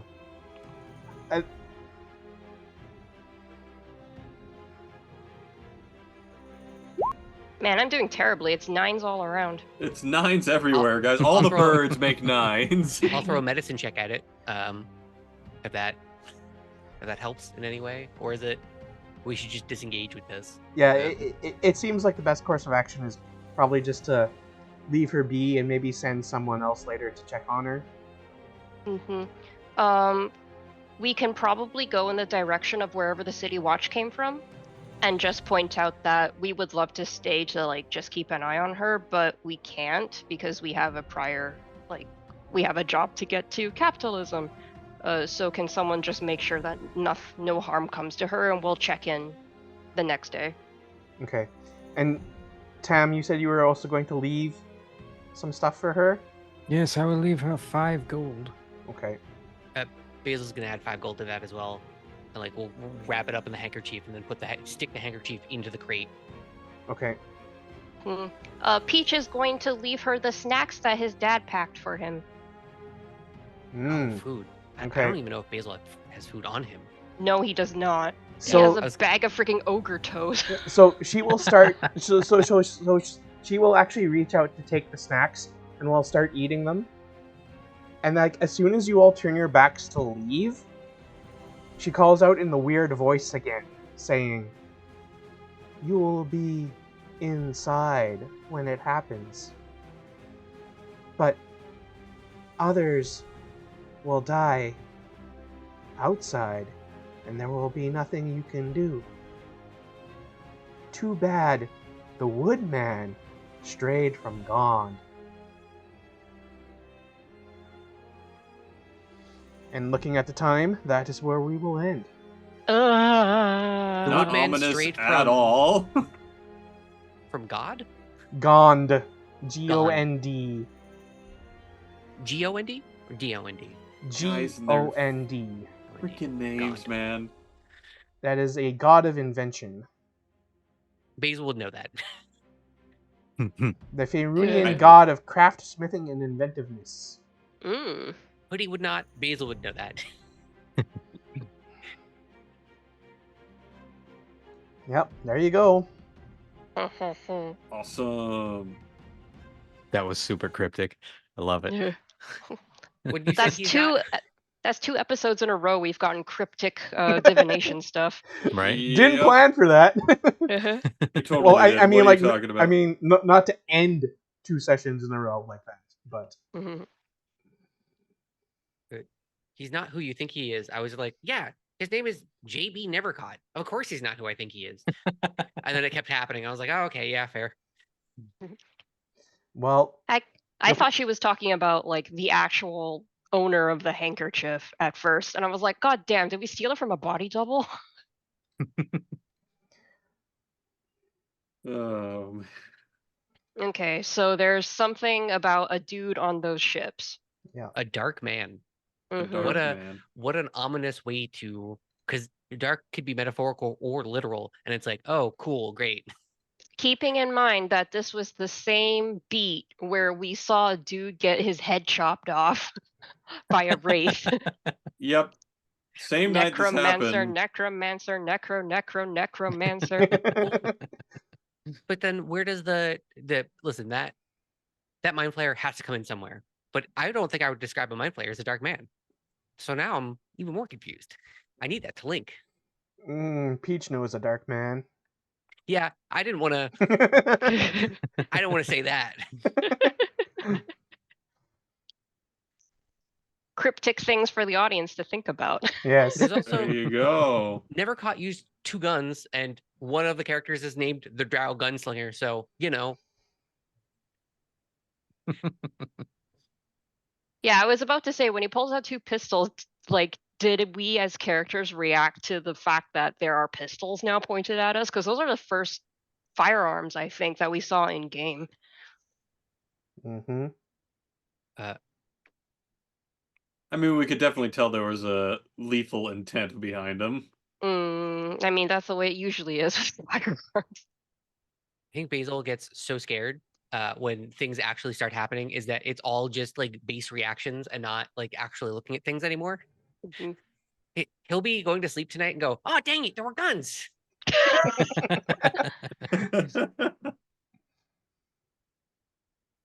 But after everything that's happened in this day and still to happen, Oh yeah, we have to fight a freaking scarecrow. Oh, yeah, dang. I really want that scarecrow to just be some random guy dressed up as a scarecrow doing weird arcane crap. Who knows? It might be. I mean, it might be. Right. all right. Sandman is Marvel. Dang it. I was trying to think of more bad guys.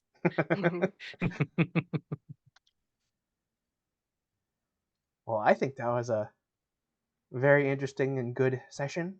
Mm-hmm. Yeah. Yeah. And you were telling us that you were going to have a tough time keeping story bits going. It's like, man, you did great. Well, I had Yeah. I had a couple points where I had to refer more to my PDFs than I would normally want to, but Nah, you It's did great. fine. You did great. It was fun. Indeed. Yeah. And you don't. No one says a DM has to do everything from memory. It's fine to check notes. well, Right, yeah, yeah. exactly. I like to have a certain level of things to be known Mhm. in my head beforehand, so I don't have to refer as much. But yeah, This was the reason I it didn't was do a also module. it was also a matter of like which plot hooks you wound up following. Yeah. Yeah, we're Sorry. pretty mischievous with all of our choices here. So Normally, my character would be like red flags flying all over the place with JB, but I was just going along with the party because he just respects them enough to like, all right, sure, I'll help. I think like every bone in Peach's body was saying, "Don't work for this person," but his dad told him, you know, don't blow blow him this guy off. Yeah. And this is somebody that I work with. So Peach was just like, oh, And then Tam was getting so into the youthful spirit of just being a miscreant that Peach was like, well, okay. Yeah. Again, Peach trusts maybe a bit too much in his own ability to either muscle his way out of things or to just la la la through things. He very obviously is someone who's not gone through a horrific amount of stuff. So he's just very blithe when it comes to stuff like this. No. I the player wanted to burn down all of his store. I hated him so much at some point. I was like, this guy is so cavalier with our lives, and I hate him. And Basil's like, oh, cool, fancy shirts. And I'm like, I have no avenue to express my frustration through Basil, and that's so annoying to me. gotta work on your problems with authority in D&D there, Hoods. Gotta work on my problems with authority, period. Full end of sentence. I mean, I think you've been doing pretty well so far, all things considered. I'm just always gonna think of the friendly centaur. No one's freaking trusting him. That guy was a narc or a secret bad guy or something. He was something bad. No centaur could be nice. What? He was too friendly. You know, you don't understand. He was That's what too we friendly. said. Yeah. Anyway, Drew, how did you feel about tonight's session? And I think you have something coming up you probably want to plug. Yes, Mhm. I had a blast. It was so fun as always. And yes, I am going out of town for the starting on Sunday. So I'm not gonna have any of my normal streams, but on the night of the 18th, the night of the 19th, and all day long on the 20th, I'm going to be playing through. I'm going to be starting and hopefully finishing Chrono Trigger. So Very good. if that sounds like fun to you, come on by, stop by my stream at Drew the Damager. Yep, everyone should go watch Drew at least for some of that. Should be a good time. Mhm. All right. I got to figure out all the voices of all the characters beforehand. So I'll never the Homestar Runner voice I did for one of the characters in Final Fantasy V is still like one of my favorite memories of streaming ever. And so it's a super important decision because it makes or breaks an entire run. Yeah. All right. Thanks, Drew. Tilted, how'd you feel about tonight? It's a fantastic session tonight, guys. As always, I am very happy to watch all the hijinks that your characters get into. I can't help but laugh at almost everything Hood says on his character. It's just such a goofball at all times. So I expect you to do some things, and then you just come out of left field, and I can't help but laugh, and it shows every time, and I feel bad because I interrupt you a bit with my laugh. But yeah, and then of course the fact that we got to see the Wizard in action, going ahead Mhm. and getting those high rolls going. And of course, we got to get a little bit insight into Peach's background, so that was fun. It was good old time all around. Shadowed, of course, you did a great job. Thank you. Had Mhm. a lot of fun tonight. And in terms of stuff for me, I stream over at twitch.tv/tilted gaming on the weekends, Friday, Saturday, and Sunday. I will also see about this next coming Tuesday. It's my birthday, so I'll probably try to do a birthday stream that day. Hmm. And that's pretty much all I've got this week. Okay. Well, happy birthday in advance. Thank Yeah. you. Mm. Yep. Yeah. Just thinking about tonight's session. It's like we keep going between like sessions with like a lot of like role play and checks, and then like sessions with combat, and then it just like keeps alternating. Yeah. It works for me. It's a great pace. Yeah, I kind of Mhm. like it like that. Yeah. Yeah. So And it also gives you time to go ahead and prep things too. If there's like a role play heavy session, you're like, maybe I didn't have as much planned ahead of time, so I can, just kind of play with the party, and then the mhm. next week I can have more of the more mechanical stuff set up. Mhm. Hoodie. Me? Yeah. Okay. What did you think Uh, about tonight? I thought it was great. I had a great time. I'm going to address the Who was Homestar. I'm pretty sure it was Galoof. I think that's 5. Listen, I played them all in a row, and it was a bad mistake. We lost almost all of our viewership over it. It was a horrible time. We all had a bad time, but it was super fun. Um, Shadowed stuck around. Boosh stuck around. We got a good long term viewers out of it, but it was like a year of streaming Final Fantasy, and it just didn't stop. Man. And then in 7, sorry, I want to pronounce Kite Seath or whatever. Listen, Cat Sith was also Homestar Runner.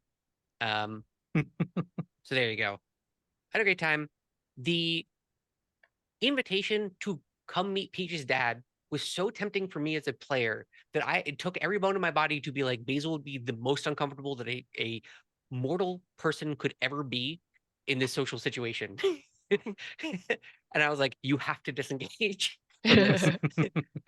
Because Basil would say the stuff about like, this is the prime moment to mention like, oh, and you guys, you have a connection, and it would just be an off the dome thing. And I was like, I don't want Basil to do that. We gotta go. So it was great. The thank you, Shadowed.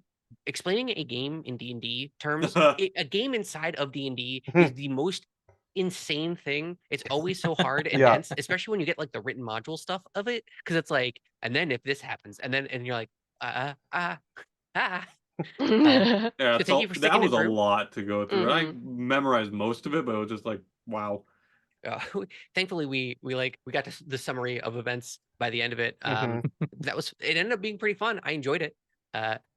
It was great. I got to be an idiot with Basil, which is always, that's what I shoot for. I shoot for a goofball.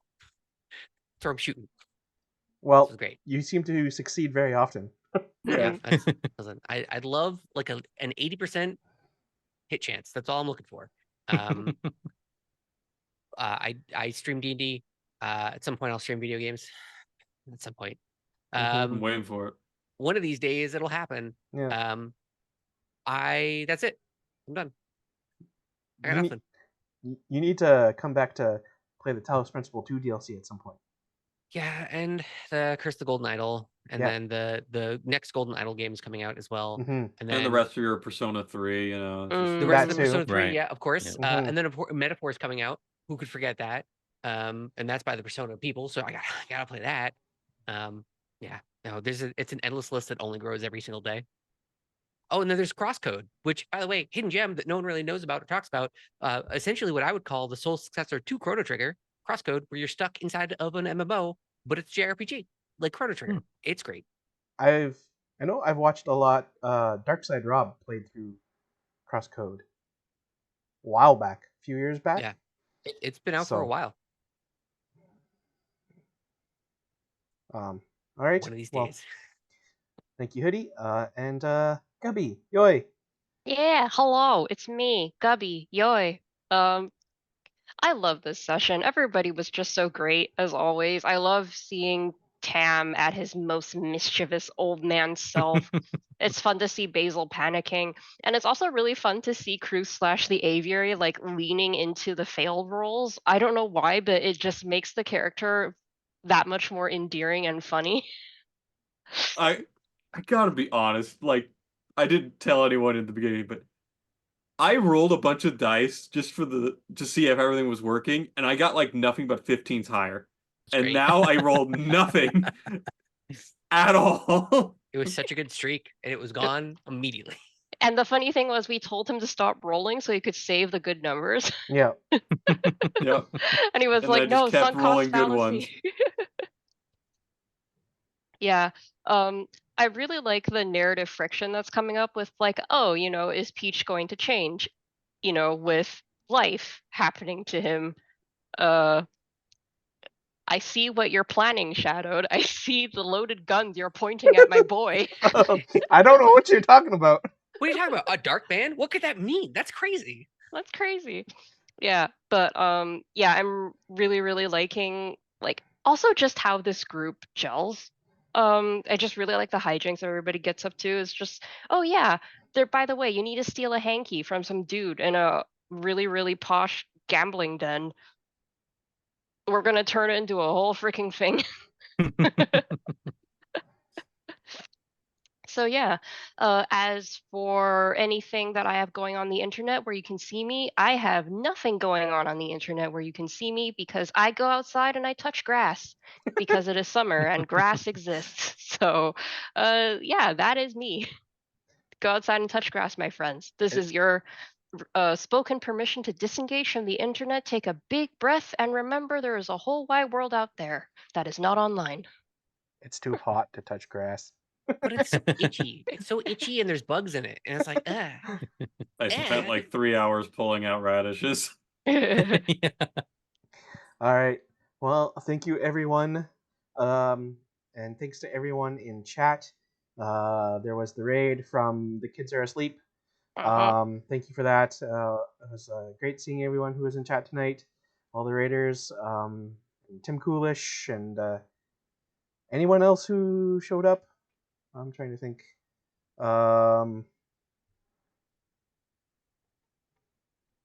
Anyway, it's always a pleasure to see everyone. Of course, I am Shadowed Mage. Well, first off, I loved tonight's session.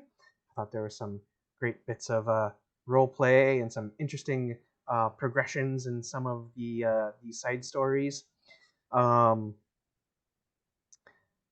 And I'm very, very interested to see what happens next time with investigating these scarecrows and anything else that might happen. And real quick, because Eric is still here, yes, and I know you were asking about the Wizard of Waterdeep. Real quick, Riz is a Gen Z slang term for charisma, and a couple of episodes ago, Tam used the disguise self spell to turn himself into himself, but like at 30 years old. And it turned out that Tam was incredibly handsome. Yeah, it was like handsome Squidward all over again. Wasn't that just But better. last session? I think that was Yeah, last it was session. the It Actually. last might have been session. last session, yeah. Because it was like when you were all doing like the stakeout stuff outside of Peach's dad's home, and like that would have been last session. So yeah, and above table, Yoy said, "Tam is the Wizard of Waterdeep." It was perfect. And I thought it was fucking hilarious. And we've been talking about it in our private chat since. It has stuck. You are the wizard. I've been trying to avoid saying it because Riz is not slang. something I'm just not good at that one. That one's just not for me. It is a weird freaking Riz, term. skibbity toilet, gat Rizzler. Like, I'm done. Tapped. That's all the gas. Anyway, come watch me on my channel play puzzle games or RPGs every now and again, usually Friday or Saturday nights. Other than that, we're on Arvin Elron's channel. Make sure to check out all his stuff. It is a pleasure to have our campaign on his channel. However, for scheduling for the next while, Drew is away next week. Hoodie is gone on holidays the last week of July. And the Dune Imperium campaign is starting on, supposedly, starting on Wednesday, July 24th. So you probably will not see us again this month unless we can manage to somehow schedule something for maybe like a Friday night or something like that at some point. But other than that, expect to see us return hopefully in August. Thanks everybody. Have a good night. Mhm. Thank you, Shadowmage, for Bye. DMing. Yes, Thank thank you. And you. thank you Thank you, everyone for Shadow. coming.